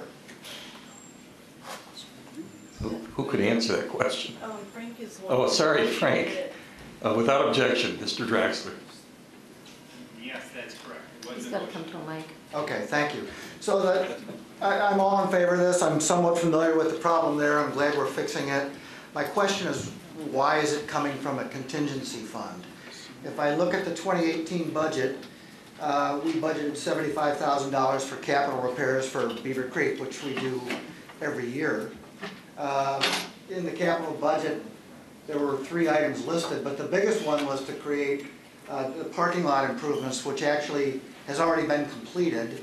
And actually, a lot of that was charged in 2017. And the administrator did give me a worksheet prepared by someone that shows that we actually spent $21,000 on that this year. So we've already underspent our capital budget for Beaver Creek by $24,000. And we haven't spent anything else. So it seems to me like we've got over $50,000 in the capital budget already. So why don't we just take it from the capital budget? I could address it, or... Supervisor. Okay. I could... Supervisor Pergonis. I could address it. So each year, Beaver Creek comes up with a list of what capital improvements they're going to make. And they're making improvements, as you're aware, to, they have a school there, so they're making improvements to the school. They've been making improvements to the different buildings. As you know, they've made improvements to the parking lot. So as I understand it, and Supervisor DeLuca could help me with this one, but each year the Beaver Creek Board makes a list of what they're going to do with that. The board came to the conclusion that the pipe issue, because it's a county facility, the Beaver Creek capital dollars are to further their programs. The county facility is owned by the county, and we are responsible for its proper working. If a building gets hit by lightning and the roof goes off, it's the county's facility. So the capital improvements that Beaver Creek uses for their capital improvement budget are to further their own programming, if that makes sense. And maybe Supervisor DeLuca could help me on that. Supervisor DeLuca. Yes, I'm part of I'm the representative on Beaver Creek, and I'm also part of the property committee. And I brought tonight just kind of a sample. There is a 2-page list, color-coded, saying what we need to do on Beaver Creek. And this is how they prioritized them. Number 1, urgency. For example, the main lodge stove, when you turn the valves off, it's a gas stove, it continues to leak gas. So that was urgent, fix it. Safety, parking on Highway K. There was not enough room in the parking lot, so people just simply made long lines of cars and walked their kids on Highway K to get to the nature center. So we chose to do that parking lot because they were going to also repair Highway K in 2018. So we did it in 2018, started 2017 into 2018. The county gave us $50,000 for that. Beaver Creek tripled it with a donation of $164,000. So Beaver Creek raises money to support the county's money. Third thing they look at is user impact. So boilers, showers, wells, pipes, they all had to be replaced. So they identified their 2018 projects. They came to the administrator and they got permission to do them, and they started doing them. And they knew about the pipes, that they had underground leaded pipes, and because the water is acidic, it not only leached lead into the water, but it also leached copper. Now they were able to mitigate the lead by treating it chemically, filtering it, but in order to do that, since Flint water required special checking of water sources in public areas, they had to pay to have the water tested annually, $1,500 a year. That's how they started. Now, that exact same testing years later is $4,500 a year. So they had those pipes and the boilers and all of that ready to go, but they wanted to do the wells, the pipes, and all of that at the same time. All of a sudden, the DNR checked the testing and said, you got 90 days to fix it, or you have to shut your facility down and not have people here on your property. So it was an emergency, a rush, and that's why it's coming to contingency. I think that you have answered the question. No, not really. I think the issue, I think we all agree the work has to be done. The question was, when we made the 2018 budget, we budgeted $75,000 for 3 projects: parking lot improvement, observatory furnaces, and replacing a truck. Parking lot's done. That was budgeted for $45,000. It was done for $21,000. So we've got money left over in the capital budget. Why isn't that going toward this emergency? I can speak to that. Minister Ishav. And just so you're aware, so what you see is the parking lot was budgeted. They actually come in as part of the budget process and they get the set amount of $75,000 and they present an initial list of projects that they anticipate completing. Along with that, they work in tandem with our facilities director on a regular and ongoing basis to identify other projects. And if you start to add up all of the other projects that are actually, required to be done, they actually exceed the $75,000. And the repair that is being proposed tonight to come from contingency is actually considered an emergency repair to a county-owned facility. And that's primarily why you're seeing that as a use of contingency this evening. But the spreadsheet you sent me doesn't show any other expenditures other than $21,000 for this whole year against $75,000 budget. And the biggest item on that budget is already completed. And actually, if you look, there are a few items that are not completely filled in as to what they're going to cost. But when you look at what has been given, we give them the $75,000.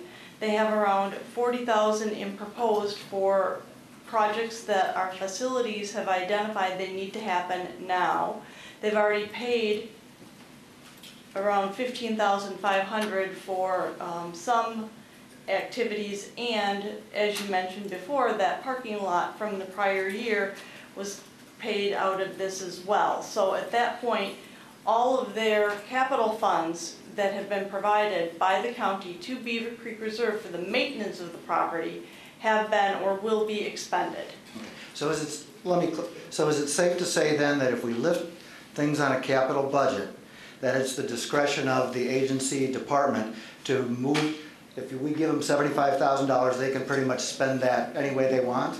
Actually, not for the departments, and actually the difference being that with the Beaver Creek Reserve, they have a certain level of autonomy in regard to that contract to reallocate the funding as appropriate. So we do let them do that? Yes, we do. Okay.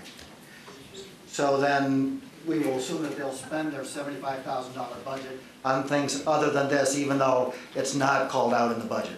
And any repairs that they do construct, or any of the work that they undertake, is all done in tandem with our facilities Right. director. So it's not a unilateral, we just decide we're gonna put money here or there. They still have to work hand in glove with the county on identifying essential and critical repairs and maintenance items in a timely basis.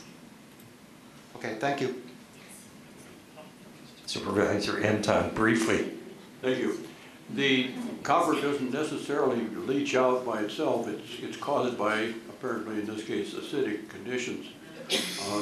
How are these conditions being addressed? I think Frank Drexler may be able to speak to that.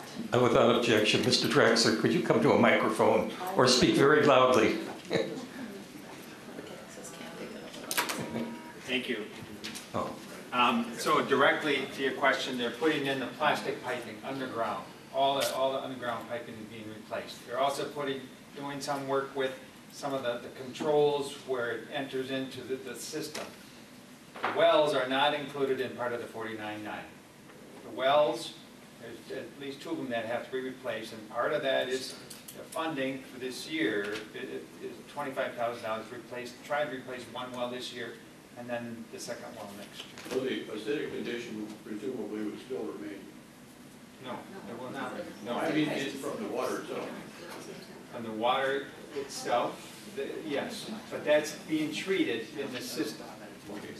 Treatment. They have a water treatment That's what it is system here. in the 49,000. Thank you. Supervisors, please take your keypads and vote. You are voting regarding file 44, transferring $49,999 from the contingency fund to replace copper water pipelines at Beaver Creek Reserve.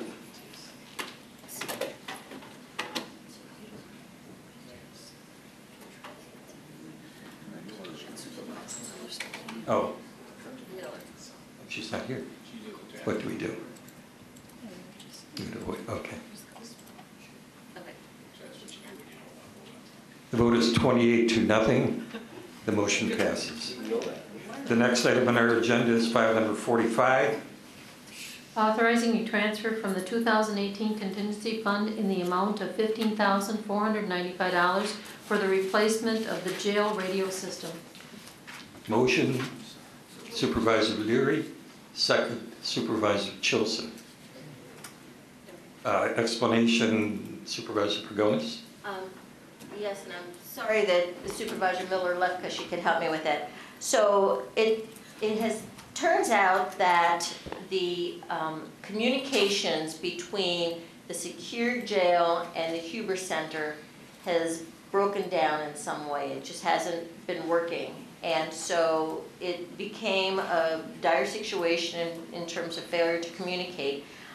They are housing some secure inmates now in the Huber Center, so the communication is essential, and this was determined that it needed to be done immediately. So this is one more thing coming from contingency. The request was made by the jail captain. Thank you. Supervisor Stelches. Perhaps I'm being a little overly cynical, but so the sheriff's budget is like $12 million a year. This is $15,000. It's 1/10 of 1% of their budget. Why would we have to raid the contingency fund after the fact sheet says that we've explored all the budget options? I'm a little skeptical that in a $12 million budget, that somewhere in there isn't $15,000 that they can take, so we don't have to take it out of contingency. Can someone answer that to me? What due diligence did we do in looking in the budget? How are they doing against their budget this year? Are they over? I can tell me answer that one. Oh, don't even get me started. Okay, Supervisor Pagonis, briefly, please. I will be brief. Okay, so the 12 million is the sheriff's operating budget. It's not the capital budget. The sheriff has capital budget that's used for vehicles and other equipment that's used in the jail. So that's number one. Number two, first quarter, sheriff was 53,000 over because we're housing people, 20 people now out of county. So, what's it, 70 a day, something like that? That's operating, right? That's operating. So when you say, are we looking at the sheriff's budget? Yes, we are. The answer to that, both finance and budget and judiciary and law are looking at the sheriff's budget very carefully because he's housing people out of county. It's a concern. So, thank you. Capital versus. Right. And this is a capital expense that wasn't included in the list.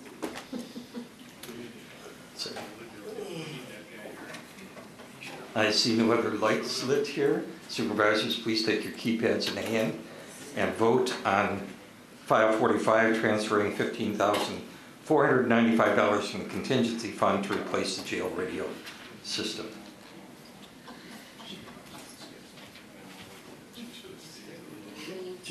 Would you turn the thing on? Okay.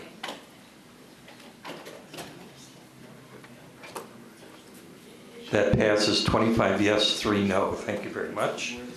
Next item is file number 47. Authorizing the payment of vouchers over $10,000 issued during the month of June 2018. Motion by Supervisor Chilson. Thank you. Second, Supervisor Lavelle. Trying to speed along. Thank you very much. I have nothing to say. Let's see, sorry. I don't think this requires explanation. Right. Any questions? I don't see any wishes to speak to this. Please take your keypads in hand and vote, authorizing payment of vouchers over $10,000.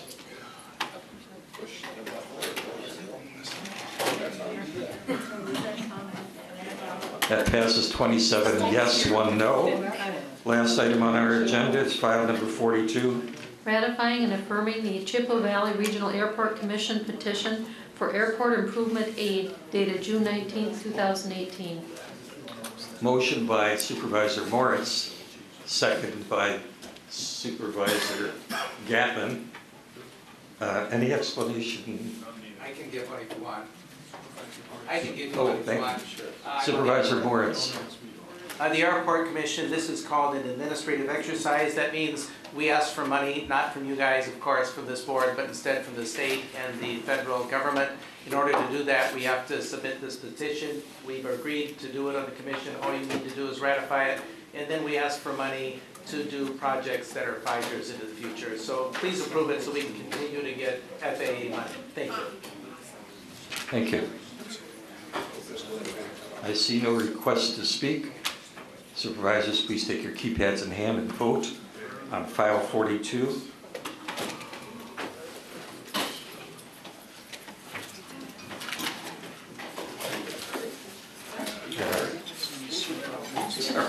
Supervisor Wilkie.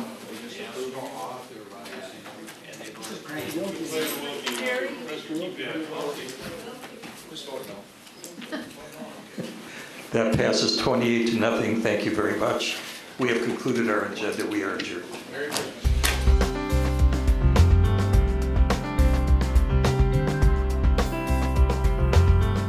This program was brought to you by a cooperation between Newsworks and Eau Claire County. Newsworks is made possible by continuing community support. If you would like to volunteer or make a donation, please contact us via phone at 715-839-5067 or online at valleymediaworks.org.